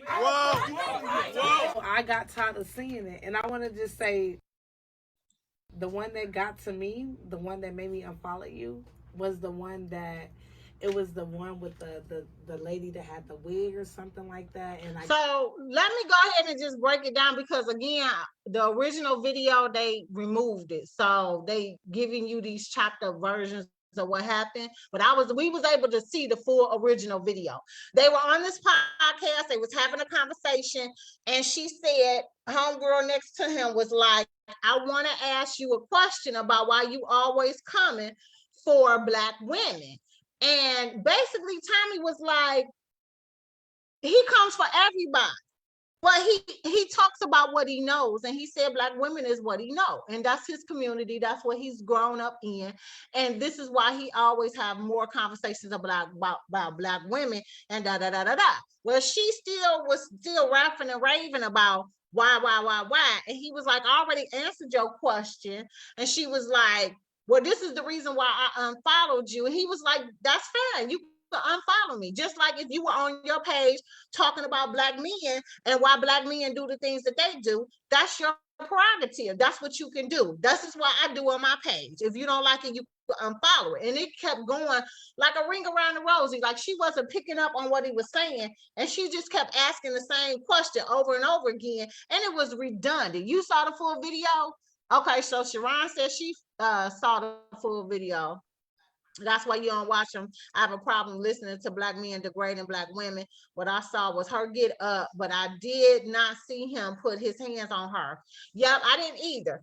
And so when he kept telling her this, that, and the third, and then she started to get irate. The guy walked over, and you saw that part, and he tried to hush her up. And then in the middle of him hushing her up, she started standing over Tommy in a threatening manner, and she started telling him off, and then that's when he called her a Black bitch, and that's when he called her a stupid bitch before she stood up. That's what made her stand up, because she said, "Who you calling a bitch?" That's the first thing that set her off, was when he said, "You stupid bitch." But she wouldn't even shut up when the white dude. Oh no, she wouldn't. But she was talking to him. She was drunk or high or something. But what set her off was when he went there and said, "You stupid bitch." And I was like, oh, she wasn't degrading him like that. No, she wasn't degrading She definitely shouldn't hit him. Nobody should be hitting nobody. But I did find it odd that he had to be held back just like her. I'm like, yeah. Well, let's see if they how show about it. the I windmill? don't, because What? I talk about ladies in wigs a lot, so I was like, what? Exactly, and they're all black. So it's just like, This was our thing. Because he was talking about black women in wigs. He's not a wig person. He don't like black women in wigs. That's his prerogative. I didn't see the whole justification for it. That's really why didn't. I don't listen to him, because I don't like it. I don't like him. I don't like Kevin Samuels. I don't like people like them. So I just don't listen to them. But they can do what they want to do. You know? Yeah. Yeah. It's just like I was cool. I was really cool. Everything, but What was it on there that bothered you? What was it about that post? it was specifically, you were saying something about I guess she was playing you or something. Somebody that reported your page. I don't really know. I followed you about a week ago, so I really don't remember. It was around my dad's death, but I didn't want to see it on my TL because I'm like, damn, Tommy, like I thought you was better than that. Better than what? Well, okay. I explain it to people like this. One, I don't understand why black women get to tell a black man because you're black, you can't talk about this group. You can. Well, hold on. If you go to ESPN, you're going to get sports. You're not going to get politics, you're going to get sports. So when people come to me, they're going to hear me talk about what I think is the problem. Okay. I think we have a lot of issues, and I think they are starting with the idea of our women. So I will speak on that. Now, you can go to another guy and hear him young Pharaoh tell you about how black women are God and then cheat on y'all and beat you. You can go hear that if you want. But I think it's odd that you're willing to listen to somebody tell you how great you are and you kings and queens and how you're the most beautiful thing on the earth, but you're not listening to somebody say the other side. It's the same thing I was saying on the discussion. Why not hear more than one side? So you can go to somebody else and hear them tell you all the things that make you feel good. But if you come to me, I'm going to tell you the opposite, because why do you need to hear that? And the last thing is, I grew up in a family, and most of us grew up around black folks. If you grew up with a black mom, a black grandmama, or a black aunt, it's funny how we listen to those who supposedly love us talk to us and say, sit your black ass down, don't do this, slap you when you get... You can listen to your mama who had you talk to that way, but not a guy who you don't know, who you could simply unfollow. That lets me know a lot of people are soft. I can follow someone and I will argue, not you're black, so you can't talk about blacks. I'll say, does what you say have merit? I don't care if a white person's talking about blacks. Because here's what's funny. You don't want a black man to talk about black women. But if a white woman did it, would you listen to that? Nope. You'd say she was racist. If anybody else did, so who can talk about it? So my problem, I ain't gonna say problem. My whole debate is, why only target black? Like, I'm pretty sure white people get on you too. Dominican people get on you too. Why you don't say something about them?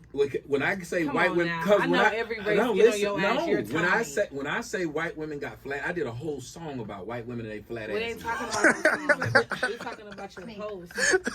Maybe. When I say something about white people, they eat it. Yeah, because he's black. They eat it. I can get up in the front of a comedy set, and I've done it several times, made fun of the white people in the audience. They eat it. They're not sitting around wearing their emotions on their shoulders, and white men don't go around talking about some call me king because we created the earth. There's only one group of people who keep giving themselves false praise. You want to get mad that somebody's talking about somebody wearing a wig. But we should have every right to feel that you can, and I have every right to say what I, but listen what you just said. I don't go to other people's stuff. You should know our background. No, but yes, so if I would speak on it, because I have every right to feel that way. I speak on it because I know the background. So if you can go on your stuff and talk about how great you are, and I don't go on there and tell you you can't, why would you follow me, see what I say, then come tell me what I can't say when you said you can say what you want? That's true though. I always say this: black women love to say how strong they are. If you're really strong, other people's opinion shouldn't bother you that much. It don't bother you. You're the most bothered, unbothered people on earth. Race? They're not. Listen, see what you're saying? Why would you want to talk about your own race? But if I sit there and said how great they were, you wouldn't say, why would you want to talk about your own race? So all I can do is big up a group of people? I wouldn't. So all I can do is big up a group of people? You got to go to somebody else. Go to another dude who talks. Hold on. This is how we're going to fucking do this shit. You're going to shut the fuck up until they're done saying what they got to say. No stupid ass interjection. I told you guys that shit from the beginning of the show. Everyone will get their piece.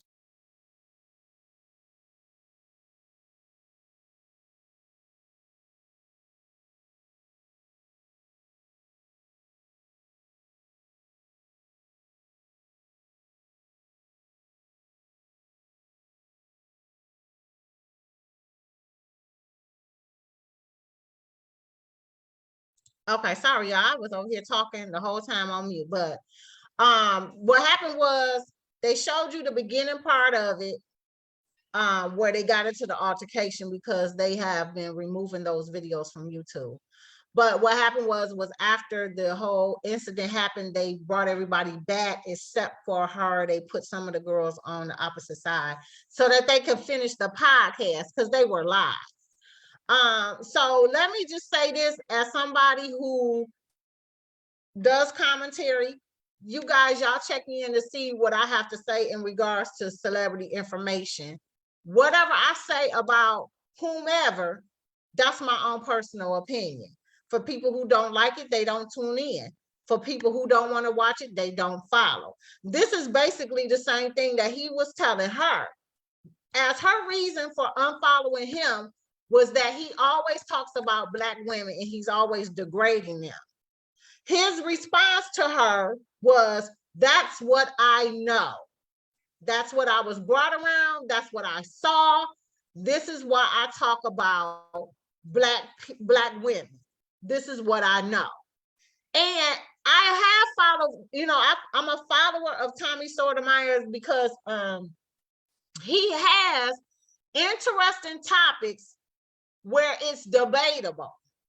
Nobody likes him because he always talks about Black women. I get it. I don't like what he say either, just like I don't like Kevin Samuels and I don't like what he say.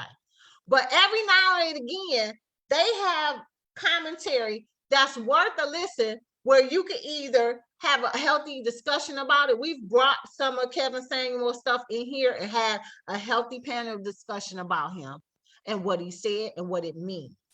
But for him, he was letting her know that that's what he knows. That's why he talks about Black women the way that he does. And if you don't like it, you can unfollow it. Well, they got into a whole situation and a back and forth, and Tommy called her out of her name and she stood up over him and stuff like that. And that's when they had to break them up. But what ended up coming out in addition to all of that was that he just mad because he was trying to sleep with me and he didn't get a chance to sleep with me. And he said, you got mad because I slept with your friend and not with you. So now she out here slandering him, talking about that he got smelly peen. And I did post that video as well in the group about the whole thing. But if you're coming in and you're checking on my page for what I got to say, and I say something that you don't like, you don't have to stay for it. That's your opinion. That's your option to opt out of it. You don't. You don't have to listen to my commentary. You don't have to follow my commentary. You don't. But I always tell people, I don't feel like this is a place on the curve where we should be censored in what we say. We should be able to say what we mean and then explain why we feel the way that we feel. I'm okay with all of that. As long as we're doing it in a respectful way and you're explaining why you feel this way, we should be able to have the open discussions about it. I think that this was just stupid as fuck the way that this turned out between them two. Because he actually told her in the beginning, when she was trying to get irate a little bit about it, he said, well, no, let's not do that. Let's have the healthy discussion about it. He was like, because that's one thing that I feel that we should be able to do. Right? Okay, let me see what you say. What's interesting is he say that he finds it odd that Black women try to tell Black men what to say or what not to say. Then they want to say we should lift our Black peens up. And then there's the narrative of Black men and some women trying to tell women what she can wear. Hence last year's bonnet discussion. Yep, that's true. So that's why I don't listen to him or that Kevin Samuels. Girl, just unfollow him. Right, and that's what she said she did, but she still wanted to ask him the question why he talks about Black women like that. Once he gave the answer, she should have moved on. That's why I said, was she drunk? Right. I don't know what was going on there, but I was like, girl, I mean, if you're going to argue with somebody like him, you got to be on point, Yeah, she wasn't, and it was embarrassing. I felt bad for her. I was like, oh, he eating her ass up, He is, but he was making a valid point though, and she couldn't counter. She couldn't counter. She couldn't. Mm-hmm. She definitely Jerron said, She's stupid as fuck. 6, why you always say negative shit about Beyonce? She black. I don't give a fuck who she is. She could be black, white, Puerto Rican, everybody, just a freaking. If I like you, I like you. If I don't, I don't. For me, it don't have nothing to do with race. It don't. It's literally, for Beyonce, it's all about what I like about her. And I don't like a lot about Beyonce. But that's just my personal opinion. And that's why I say I love the hater. People had a right to their own opinion. She wasn't ready. She was not ready. She was not ready. See, the difference between me and her, I know, boo. I know you was just joking. But the difference about it, if somebody came to me and was like, well, why you always talking about Beyonce? I could tell you why I talk about Beyonce. I can give you a thorough explanation of why I don't care for her. I can tell you what I do like about her and what I don't like about her. I can tell you what I like about, and it's all based on my personal opinion, how I feel that she is as an entertainer and a singer and an actress, if you want to call her that. Like literally, I can break down to you every little bit of things that I don't like about Beyonce and what I do. But why you gotta always be bash her? You sound like this girl on the thing. You trying to test me. I would have eaten his ass alive. You have to be ready to debate intelligently. And that's what they were talking about. They were originally talking about healthy debates. He was on a debate team back when he was in a high school, college era. And he was like, he missed having those healthy debates. That's what this whole panel discussion was about. Open topics about whatever they were having and having a healthy debate about it. So when you debate, you got to bring your pros and cons as to why you agree or disagree. Am I correct? Is that not what a healthy debate is all about? Yeah, I have a question though, 6. Okay. So a couple things that I don't really care for with Tommy, which is similar to Kevin, is okay, if that's all you know is black woman, then there's a piece of the puzzle that's missing, and that is black men were not present. So why is that not an issue for you to talk about? Like, for me, you can have an opinion about black women, but even with that, in that situation that of the clip you just showed, he did not have to take it there by calling her out of her name. Yeah, he did. And so for me, that's the issue I have. Have your opinion, but if you're going to target a specific woman, you cannot be upset when they come at you about you pretty much talking about them. Like, you can't get mad at them.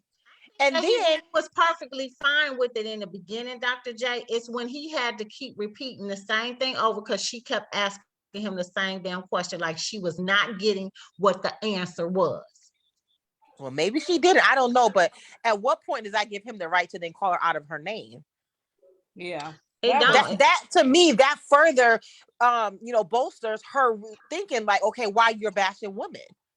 Why you bashing black women? And then you call her out of her name. You just really, to me, that would make another black woman say, yeah, like what she's saying is true. You talk about us, you degrade us, and now you're going to call this black woman out of her name. Yeah. I mean, I get it, but that's the same issue I have with Kevin Samuels. And I remember following Tommy or whatever his name is for a while, and I stopped following him, but he always had the same rhetoric. Black women are bad, and just breaking down black women because that was who he was around. But in the flip side, he could also look at, and why weren't black men around? Why isn't he addressing that? And that's the same for Kevin Samuels. He said that he was around black women. That's who he was raised. Okay, but then ask yourself, where were the black men? That's an open case for you to talk about, but that's not what he chooses to talk about. He never does. And we all know that Tommy has always been talking about black women for a long time. For as long as he's been on social media, he's always downgraded black women. This is why the black women community does not follow him or fuck with him. And I get it. I'm just saying, you have the option to not follow him. Just like you didn't like his stuff after a while, Dr. J, what did you do? You unfollowed him. And that's what the girl said. I stopped following you about a week to 2 weeks ago because you made a post about a girl who was liking you. You was talking about her wig or something like that. And his response was, that's what he knows. He talked about what he knows. Like, he gave her a response to her question. She asked the question why, he gave her the response, and she didn't let it go. So it's like, I have another question. Just So to how kind of many, play the devil's. and that's cool. How many times do you supposed to keep answering the same question over? Because I she agree. asked him that same question like 4 times over, and he gave her the same answer the first 3 times, and then he was like, "Fuck this shit." After the 3rd time, and he said, "I already explained it to you, and you're not taking the answer that I'm giving you." So I have Okay, another but question, like as I kind of like play the devil's advocate. And that is, shoot, I just lost it. Dang. I'm trying to remember what I was gonna okay, I remember now. What's the difference between, well, I know the difference. I guess I'm just posing to hear y'all response. If it were a white person degrading Black woman, because that's all he knows. Let's say he was raised in a predominantly Black neighborhood, or he was married to a Black woman, it went bad, whatever it may be. Same scenario as Tommy, except he's white. Would we not experience a cancel culture? Would we not say, no, shut that down? You don't use your platform to degrade Black women. This is wrong. This is blah, blah, blah, blah. Why is it okay for a Black man to use a platform, a large platform at that, to degrade Black women, but it's not okay for others? And he basically flipped that and said the answer to that as well. He said if it was somebody white that was doing it, y'all would say he was racist. Y'all would say he was racist. But the fact of the matter that I'm a Black man and I'm talking about Black women, y'all have a problem with that. But if it was somebody white, y'all would call the race card. You know, my thing is I don't feel like you should be downgrading people in the manner of which he does. Yeah, we all sit up here, we make jokes and stuff about people when they wigs ain't right, they makeup ain't together, da da da da da. But there's nobody over here that is constantly talking about somebody in a negative fashion, and it's always being Black women all the time.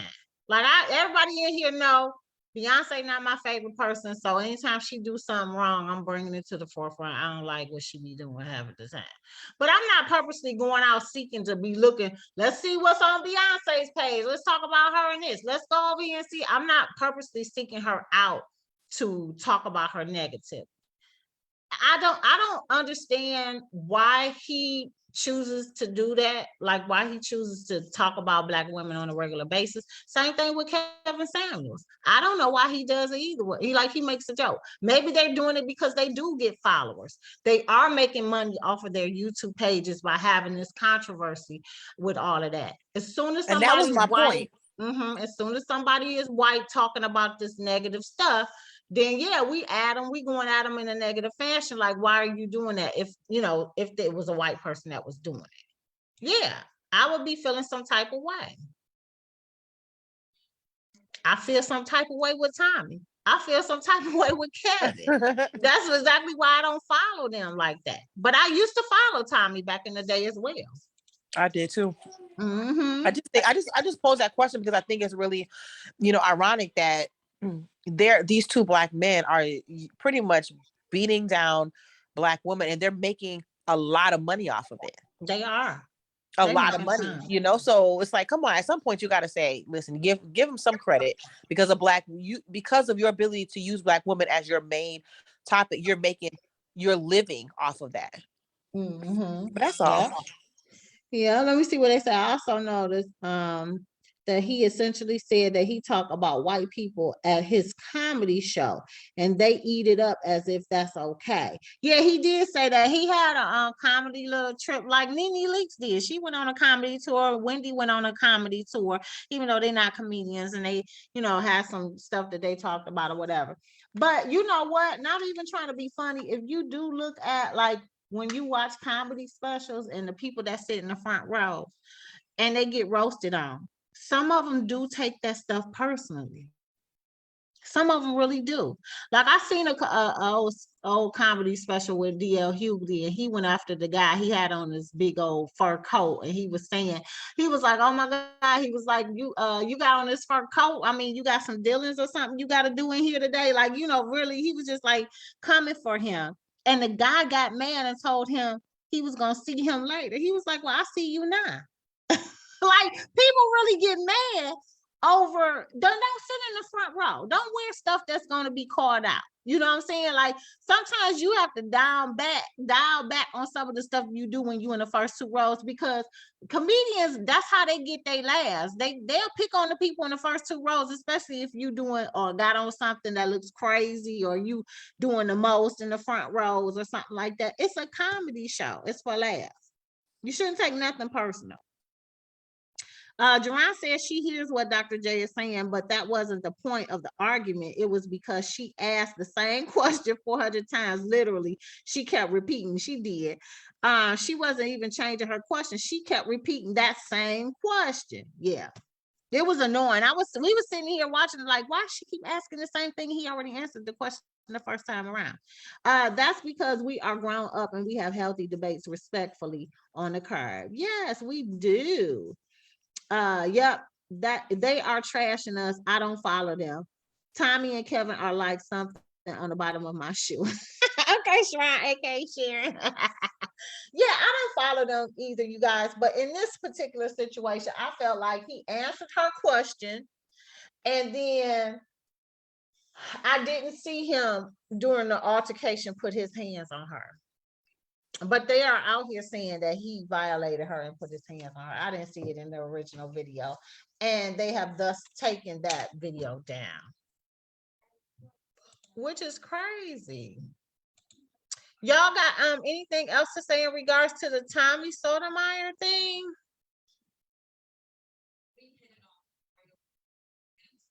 Any other panel? You and Sharon, aka Sharon. Okay. For the most part, I think that everything else that has really been posted on the curb has not been very newsworthy. Yeah, they did the interview with Nick Cannon, and he talked about he was gonna be wearing 2 condoms. We know you a whole liarization, Nick Cannon. And you ain't slapping no condoms on. You finna be out here having another round of kids. Then the second thing that's floating around on social media is in regards to the Martin cast is having their 30-year reunion special. It's supposed to be on BET. What do y'all think about that? Y'all down for it? He called her a bitch. It triggered her, but he did not put his hands on her. Yeah, that's right. Oh, Nick, sit down. Yeah, I'm shocked. Is Tisha gonna do the Martin? Yeah, do you know that her and Martin have mended their friendship per se? Remember they had that and I posted on the curb. It was a long time ago that they met up with each other outside of some building they were coming out of, which I think was negotiations for this reunion type of thing. And you know, they was all kikiing it up and everything, like they was just real cool and stuff. So apparently they was able to put this all past them. But let me just say this, and I will continue to say it again. And this is my own personal opinion, so come for me if you want, but this is what I truly believe. Martin and Tisha Campbell was in a whole relationship on the Martin show. I've said it before, I say it again.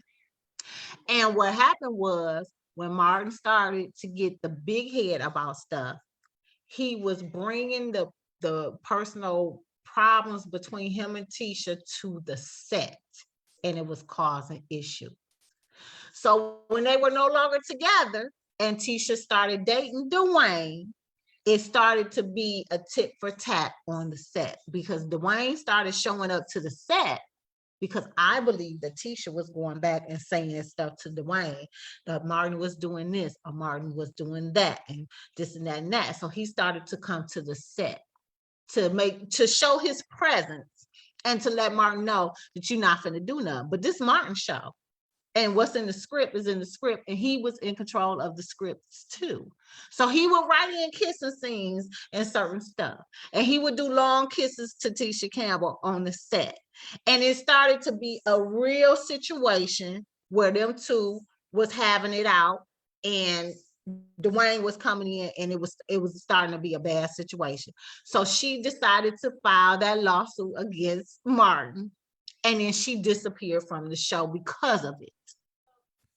Then all these years later, Tisha and Dwayne Martin get a divorce, and now all of a sudden you mend your relationship with Martin, y'all become cool. Like all of a sudden, this whole allegation of you doing sexual stuff or whatever to her, now it's all forgot about. We're cool. Now that Dwayne is gone, we're cool. This is my personal opinion of how all that went down. Y'all can battle me on it if you want, but I've been saying this for years, that this is why the whole reason why the sitcom went tanked is because them two, they could not get it together on set. They was bringing a personal relationship to the set, and it was causing issues, and everybody knew it. Yeah, I agree, because I think with Tisha and Tashina being best friends, if Martin was doing, harassing Tisha, I don't think Tashina would have still been cool with him. And she been cool with him all these years. Yeah. All these years, she has still, even when they did that tribute to him, she came and was the host. Right. And that's why I said I think they was in a relationship and they were just going through it. They was going through their breakup, but they still had to work together. And then when they moved on, because Martin moved on too. He ended up, getting with his girl. They had a kid. I think he got married and stuff. And then Tisha ended up getting married to Dwayne and all of this stuff. But they still was working together, and it was bittersweet. You still got to work with your ex-girl. Right? Apparently the problem was her husband, Dwayne. That's what I hear. He was up on the set. I think that everything was cool until he started showing up to the sets. Like, I think Tisha was actually still being able to work with Martin to some degree. And then when he started showing up to the set, trying to intimidate Martin and do all this other stuff, I think Martin was trying to be petty and let him know, you don't run nothing here. I write these scripts. I write what I do with Tisha on this mug. I got to say so in whatever I do on this. This is the Martin show. I think he was being petty, trying to teach his lesson. And it just turned into something in order for her to still maintain the relationship that she had with Dwayne and stuff like that, and to try to get out of her contract, because the show was coming to an end anyway once she stopped showing up to the scenes and she filed that lawsuit. Yeah. It was basically over. So that's my take on this whole thing. This is the reason why now they are able to do or even discuss a reunion. That's what I think that whole meteorization was between Martin, Tisha, and her bestie when they came out of that building together. And a lot of y'all, if y'all didn't know, that him and Cole, they weren't on good terms either. They never liked each other during the whole thing, but they mended their friendship as well. So ain't Dwayne broke, girl. That's what I hear. That's what I hear. But he about to be getting some money. Tisha broke too. They both was broke. But let me tell you something. Tisha has a good reputation out here in these streets, and she has good connections. So I'm never worried about her, because she could always get her an acting or a singing gig, right? Even though I don't think she's a good singer. No. She always get on the show. She always get on the show. And y'all know that Dwayne is on a new season of Housewives or House Husbands. House Husbands. Yep. He found him a job too. Anybody checking that out? Because I ain't watched it. I haven't watched it. Is it already out? Yeah, it's on BET Plus, but I'm all apped out. So. Oh yeah, I'm apped out. I won't be checking into no BET Plus. They can have that. Let's say somebody give it to me free, then I go. But other than that. All right. Hey, yeah, I love y'all, but I can't. I got BET Plus, but I ain't watching it because I ain't down with Dwayne after he did what he did to Lisa and then Tisha. Lisa, right? Yeah, I can't. I just can't support him. Yeah. That Kevin Hart show sharing House Husbands of Hollywood? Real Husbands of Hollywood. Oh, there you go. Yeah. Yeah, he was a cold-hearted snake when he was married to what's her name? Diamond, honey. He did Diamond, bold as hell. So yeah, for that reason, I'm kind of boycotting Dwayne. Yeah. He seemed like an old snake. Girl, you know what? I didn't never see what them two had in common anyway. I really did think that, you know what, y'all, I'm gonna tell you the truth. He wasn't married to Lisa Ray. He was supposedly helping her man cheat, that prime minister.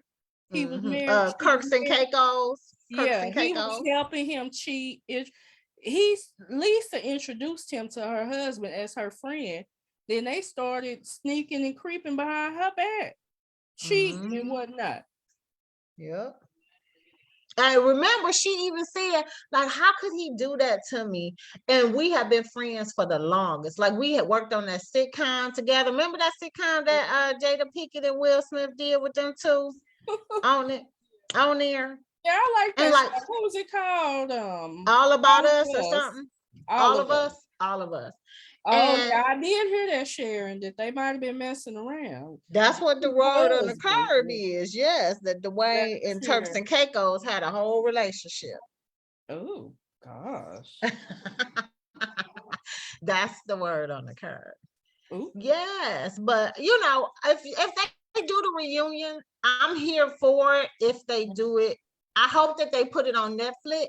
If they do it, and I hope that they pay tribute to Tommy. I don't know if they're gonna. Yeah, but let me tell y'all something, y'all. Let me tell you what I truly believe.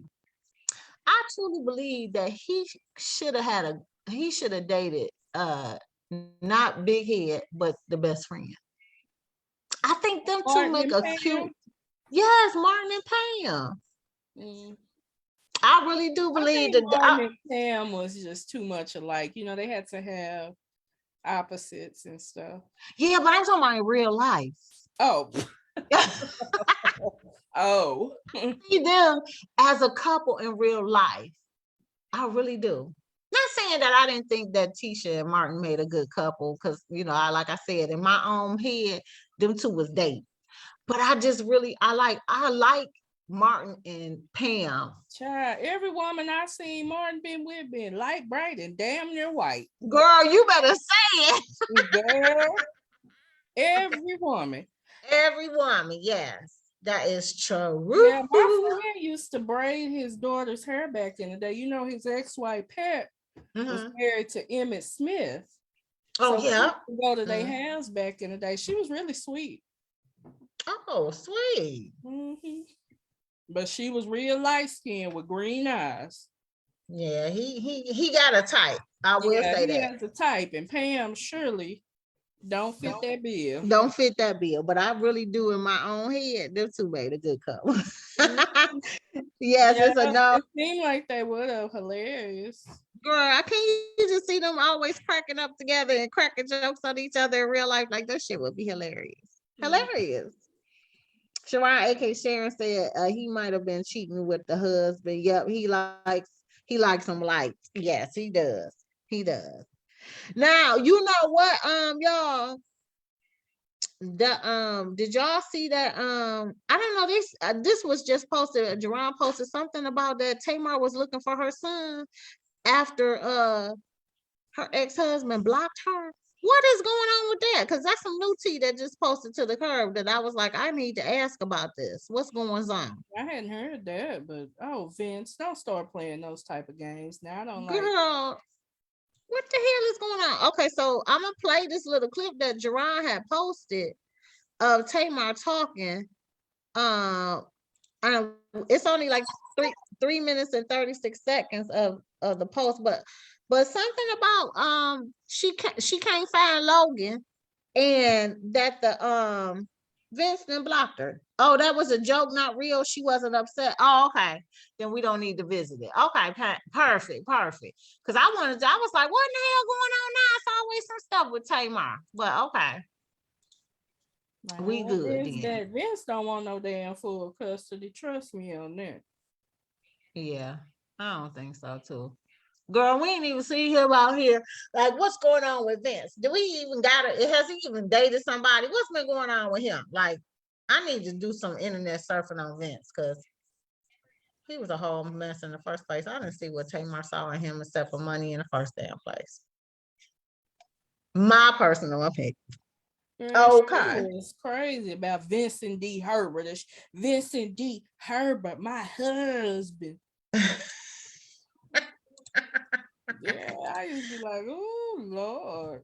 Girl, he was a whole mess. Was he not? I ain't see nothing. He wasn't no about him. It wasn't nothing charismatic. And from what she always said, he liked white women. Why was you with him? Oh, wow. She was always dressing herself up to look like she was white. Why? Money. Right. That's what I said, Dr. J. That's what I said. Girl, and come to find out, things were a little iffy with Vince. Girl, a lot iffy. Monetarily now.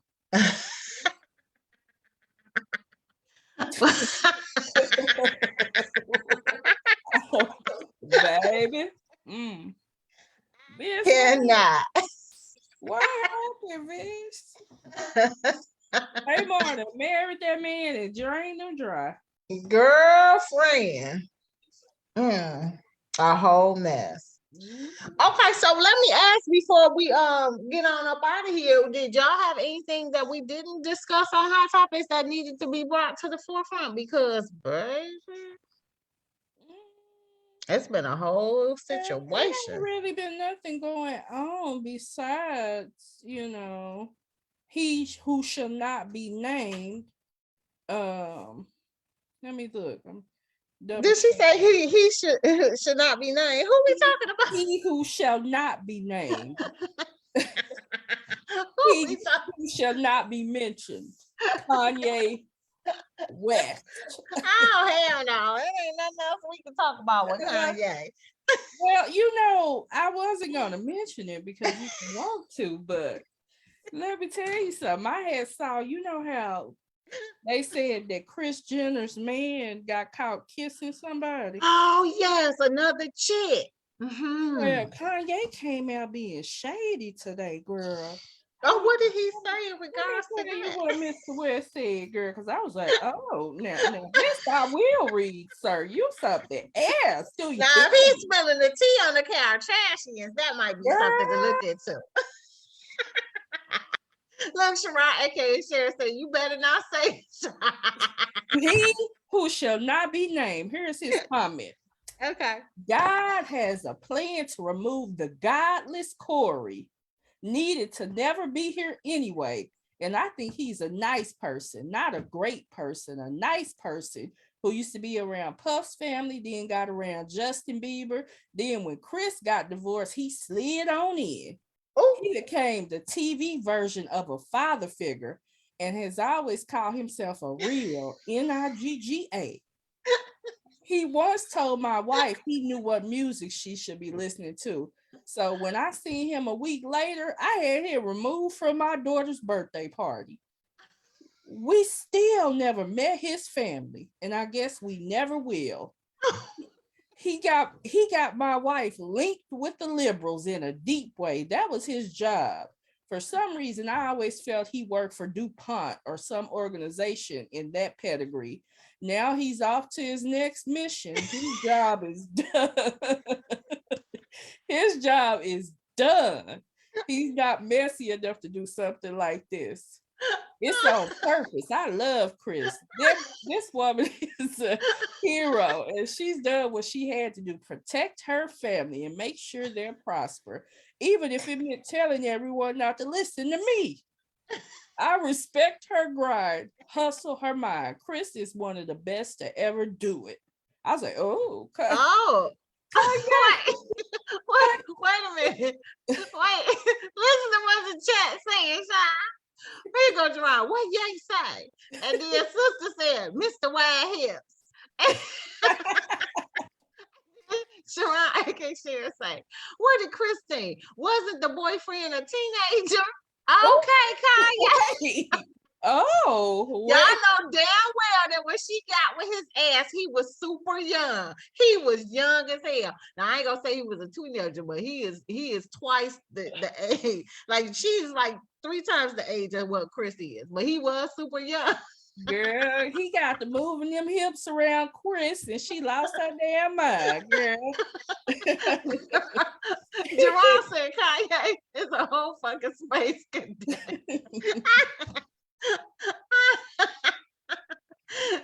Oh, Kanye, log the fuck off. Joy said he wasn't that damn young, but he was young. I'm just saying compared to Chris. He was younger than Chris, but He was younger than Chris. the lady that he was kissing, she looked like she looked like one of Chris' daughters. Honestly, she looked like a Kardashian to me. Yeah.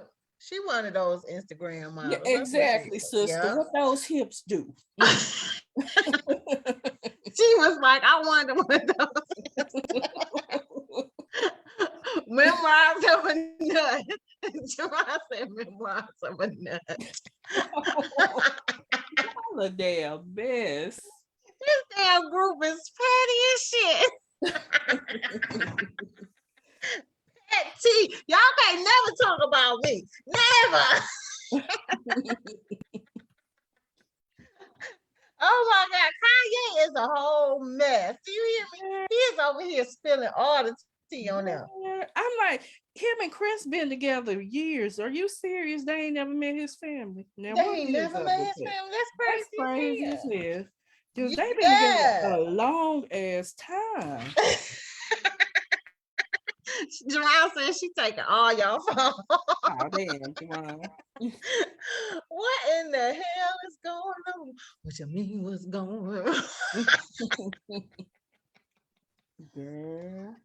Oh my God, well that was some good tea to spill with Ye. Okay, Sean read us that 3,500 word run on sentence of crazy. Girl, not a period in sight, Jerron, or a comma, Lord.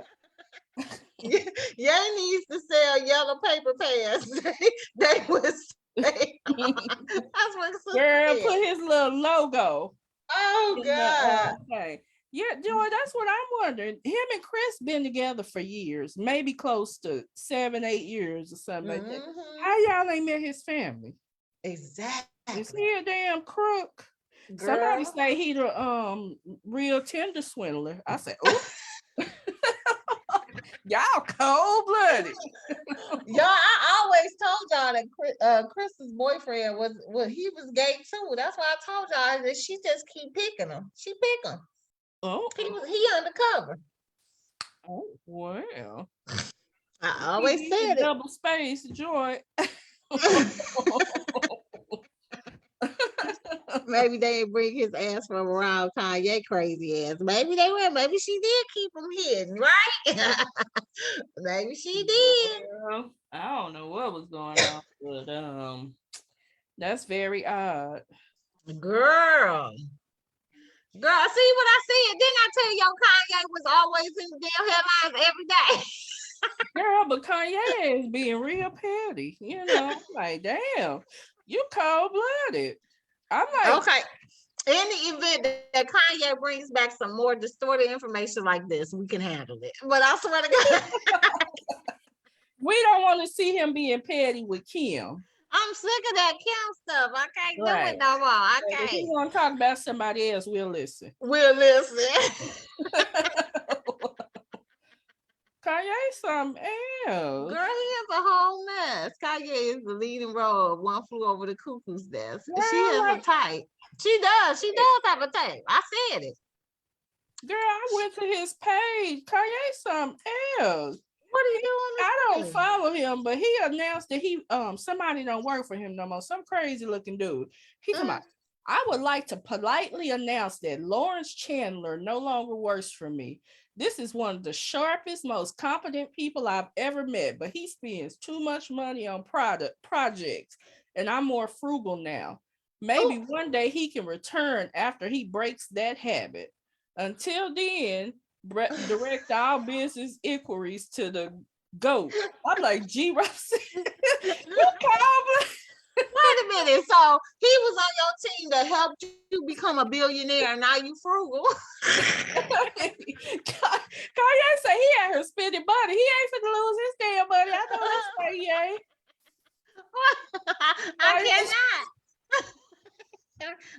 I cannot with Kanye. Girl, you over here firing the very people that helped you get $1 billion. So now you over here. Let me show you the picture he posted of this dude. Let me. Oh, okay. Here. Let me stop this. I'm like, share. Look at this. Look at this.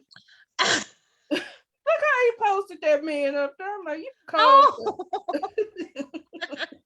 You cold blooded. Hey. Oh gosh. I'm so glad Kanye is adding some news to the curve. Girl, this is the only news you gonna get newsworthy, because I swear to God, if he still keep talking about this Kim stuff, Dr. J, it's a wrap, okay? It is a wrap. I can't deal with it. I just can't. My man, every day it's always Kim this and Kim that, and Kim won't do this. Now, if he talk about somebody else, I'm good. Look, if you could talk about somebody other than Kim, we are good to receiving this information. This was a good tea he was spilling. It's a small break. Is he gonna post about something tomorrow about Kim? Girl, and I'm gonna be right back.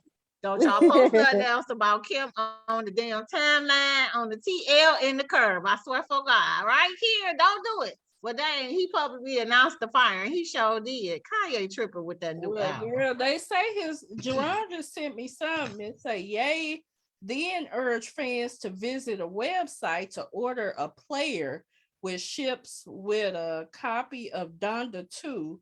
But fans were horrified when they saw the hefty price tag. So, I mean, I think it's smart. In order for you to get his latest album, you have to purchase something called a stem player, which costs $200.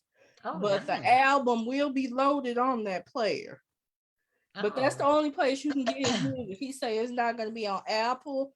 It's not going to be on YouTube. It ain't going to be nowhere but on that stem player. So if you a Kanye fan, then you will buy it.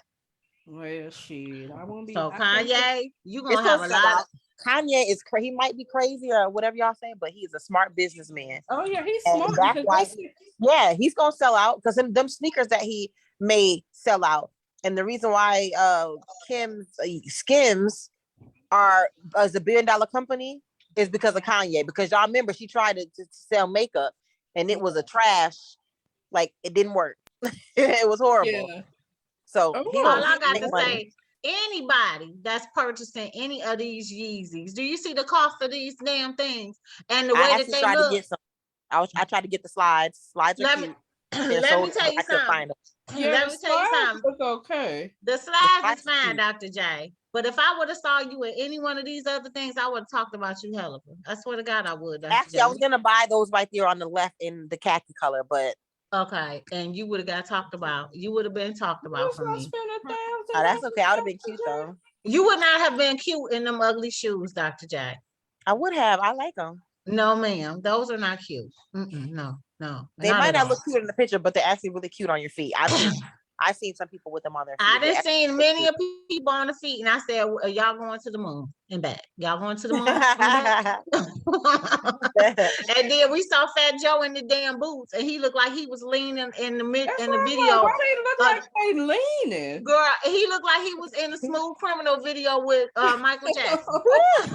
But in all fairness, though, that was Fat Joe, so any shoes might look like they leaning with Fat Joe. I'm just saying, man. I'm just saying that whatever, looking like it's causing you to lean more than your normal lean. Okay, that shoe is ridiculous. Okay. I think that he's a smart business person. I like Kanye, but I don't like his merchandise, and I'm not paying no $1,000 for no toe-up sweatshirt. I could do that myself. These shoes don't look like something that I would have in my repertoire. Me too, my joy. I'm reading Joy's comment. Me too, my joy. I like Kanye. Yeah, I like Kanye, but I don't like this stuff with Kim. And husband just asked Joe if he wanted a pair. I hope not, y'all. I hope not. Yeah, it helped her make her point. Sister has some. They ugly as I don't know. Sister has a pair. Sister has a pair of Yeezys. Oh, sister. Sister, you gotta take a picture and post them on the card. Take a picture with your feet in them so I can see what they look like. They're cute, y'all. I promise you. I wanted to get some, but I couldn't get the ones that I wanted in my size. Yeah, I'm good on that. I'd rather walk barefoot. Please take them ugly shoes off the screen. I'm weak. Cold-blooded. Well, Sean, if you follow Yee and he give us some more information about wide hips, Bring them out. Bring them out. Team Kanye. I will report that. Team Kanye. I'm all for it. But other than that, if he is still gonna be continuing to talk about Kim Kardashian, I'm good. I don't even need to see that stuff on the timeline. I'm sorry, I don't. I just think it's hilarious. And he might not even like her for all we know. He might be doing some publicity stunt. Who knows? I just know he's a smart businessman. And y'all know I'm not Team Kardashians at all. I'm not really Team Kardashians, but you know, I'm Team Kanye. The only thing I will say in regards to them Kardashians is that mama is a whippersnapper. Anytime you can turn a damn sex tape video around to be making billions of dollars, like she didn't turn her whole child into a hoe to be out here making money for the family, that's good. You turned around and you made a positive thing out of some negative, child. Do your due diligence. I agree, but I don't think we should give all the credit to the mama, because if it wasn't for Willie Norwood, girl, yeah, and the theatrics, because others have tried. Let's just be honest, others have tried, okay, to do what they did, but it was the video with Willie in it. You know, I think it's something about Willie that made her go viral. Well, if it wasn't for the person who claimed they stole the video and released it, we would have never got. I think Willie had something to do with that. You think that Willie really? You talking about Ray J? Yeah, that's his name, Willie. Oh my God. His name is Willie Norwood Jr. It's Willie Norwood Jr. That's his name. I don't know. I don't care nothing about Ray J and what his real name is. But okay, so Willie Norwood Jr. Released the sex tape. That's who you think released the sex tape?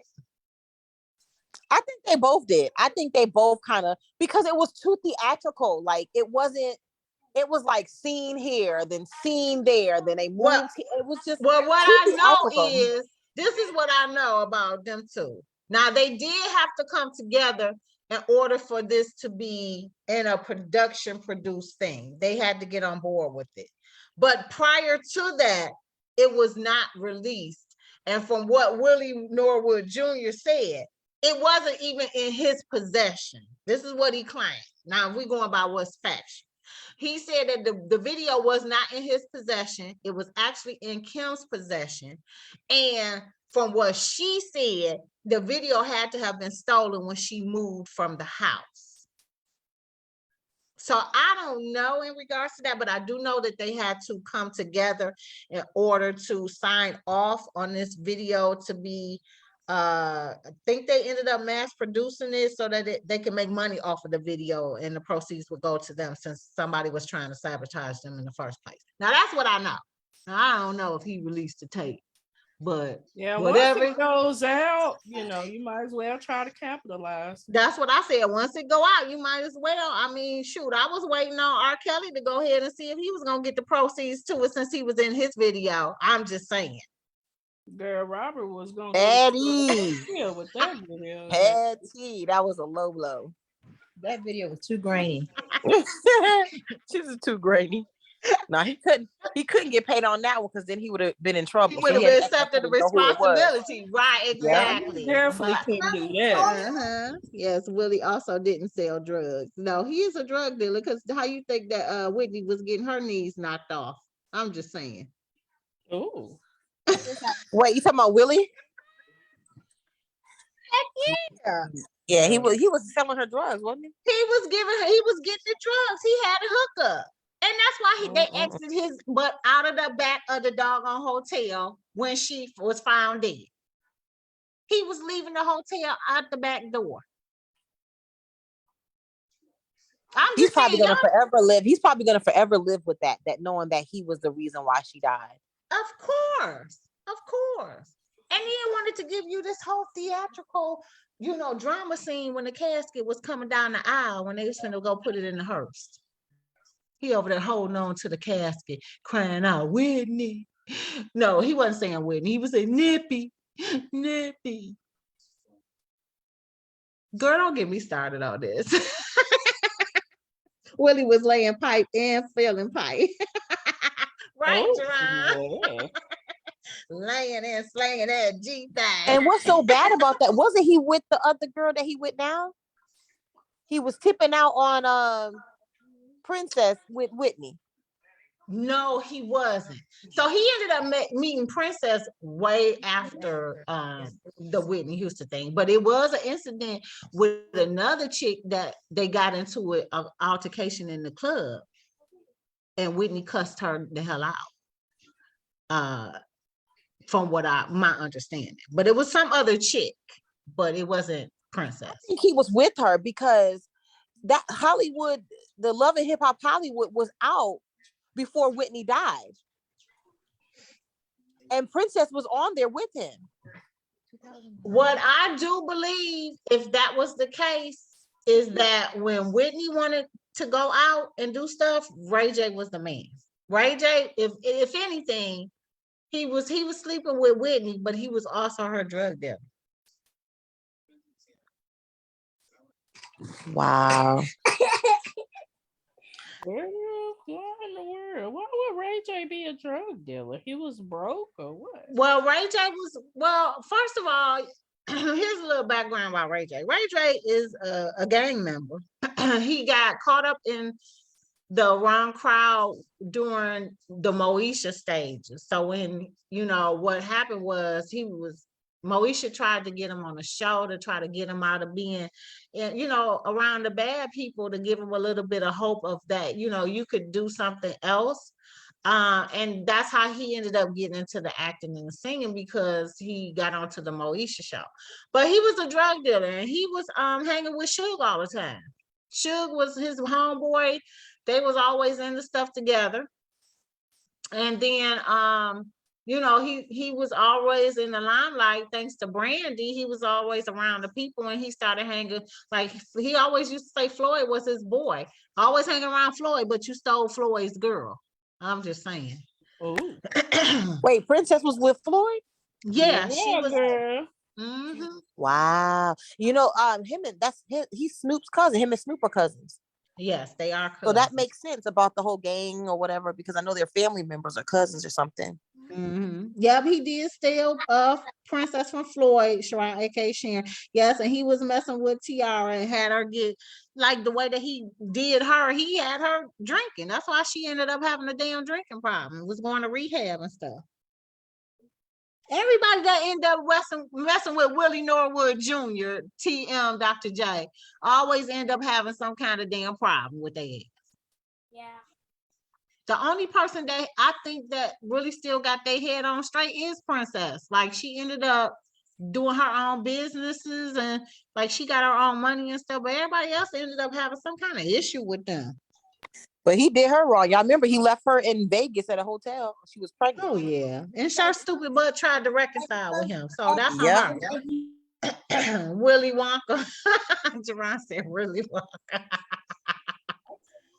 Girl, yes.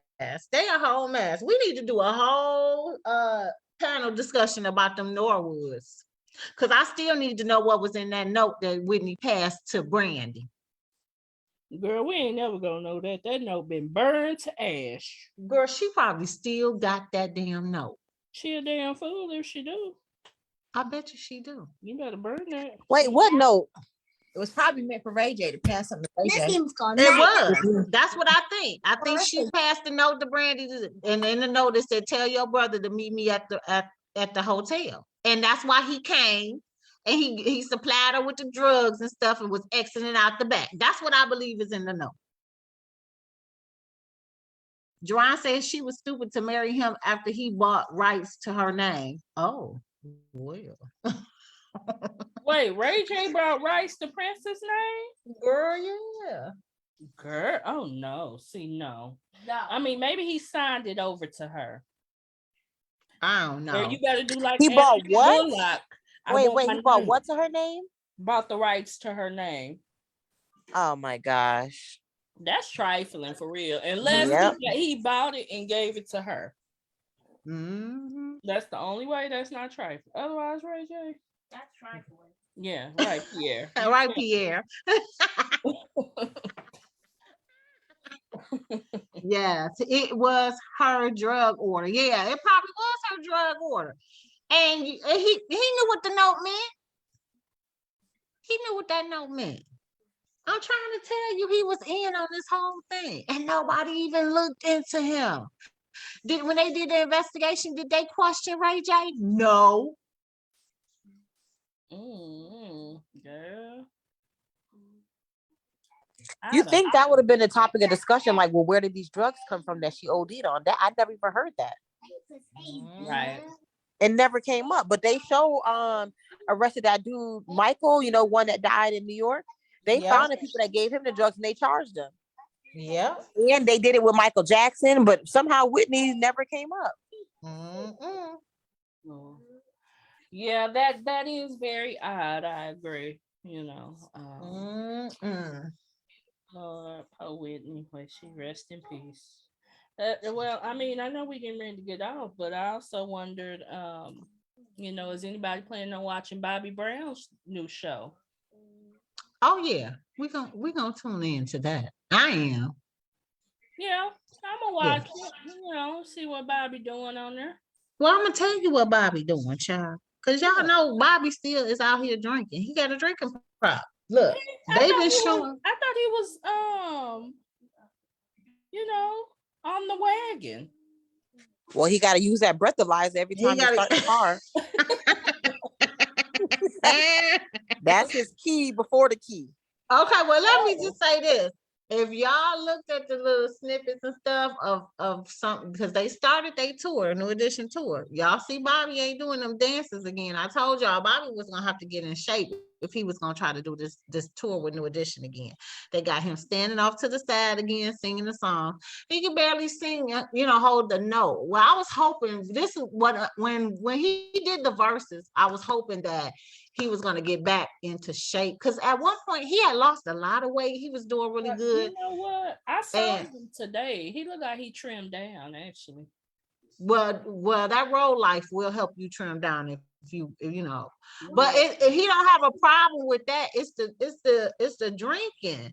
Yeah. So I'm just hoping. You know, I hope on the wagon. He say he's trying to get his life together. Yeah, he is. And I'm hoping he pulls it through. But I really would like to see, you know, I guess they're going to be filming him on his day-to-day and all of that stuff like that, like they did with being Bobby Brown. So I'm curious to see how this is going to go.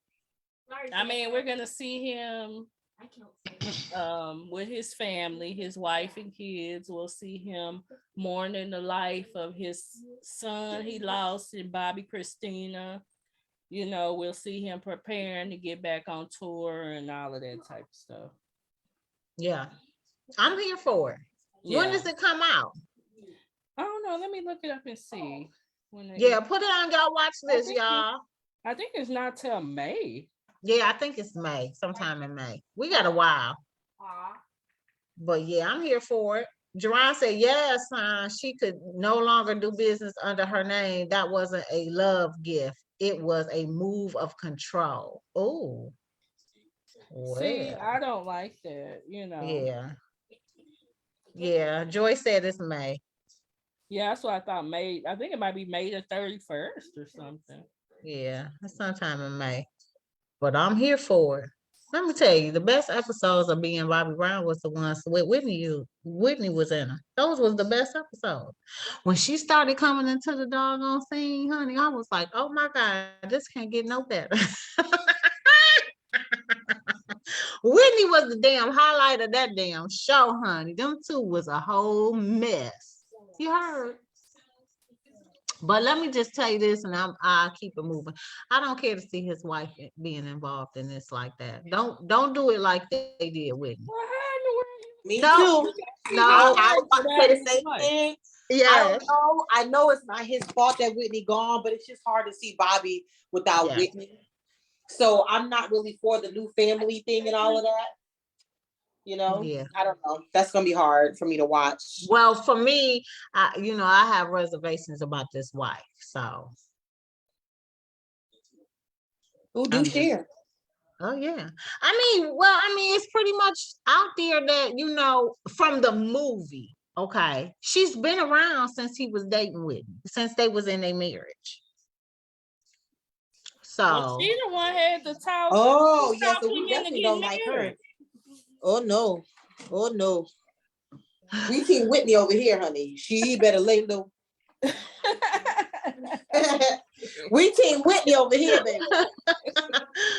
I'm just saying, she, you know, according to the movie, she was around. In the one movie about them, she was connected to, who was that? Teddy Riley.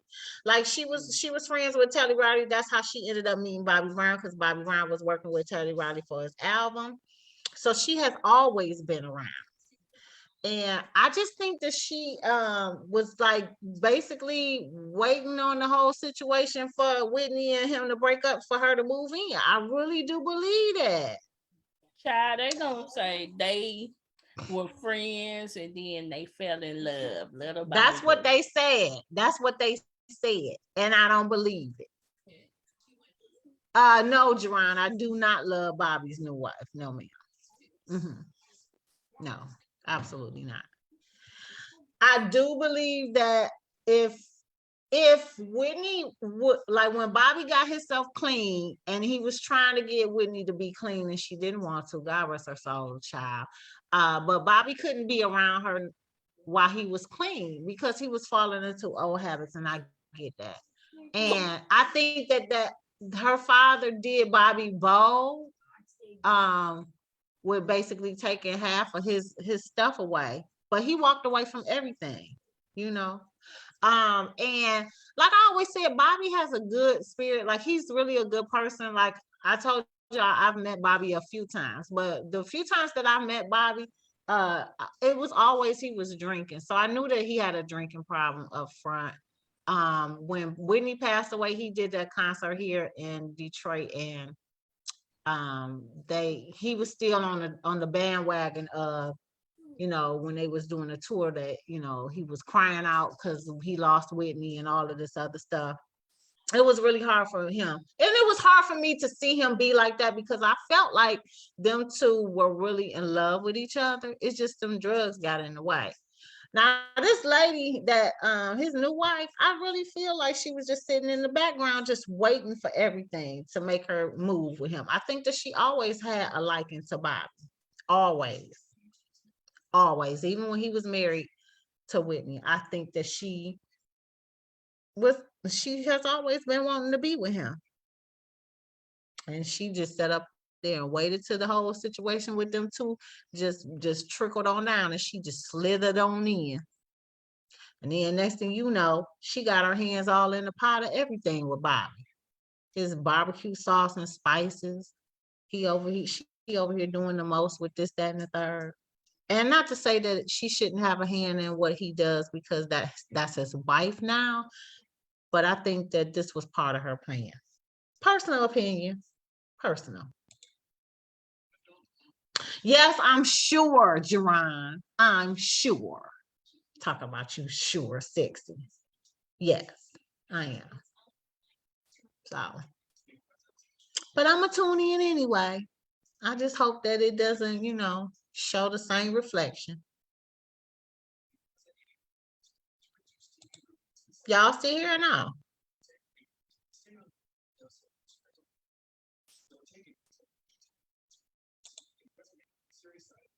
Sean, Dr. J. I'm here. Oh, y'all got quiet. Did y'all have anything? McKenna's medicine on. Oh, sorry. Okay. Did y'all have anything to add before we close it out? Nope, I'm good. I love Kanye. we know, Dr. J. We know. I'm just picking y'all. You still here, Sharon, aka Sharon? Okay, y'all.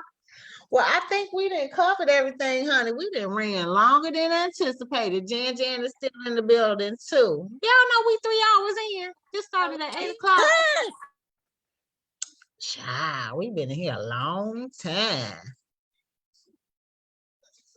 Jerron's still here. Okay. Well, y'all know what we do. We is gonna get up out of here, you guys. This has been most entertaining and interesting. Thanks to the panel guests that came on today, which was Renee and Danielle, who didn't last that long. Okay, Dr. J and Sean also came in and helped us out on this panel as well. And thank you guys for joining in as well. And as always, we will see y'all in the chat. Hey. Welcome to Six's Word on the Curve, sponsored by LMTV. What we're not doing is shutting down the curb. This is how we get the news. You know, this is how we get the 411, the tea.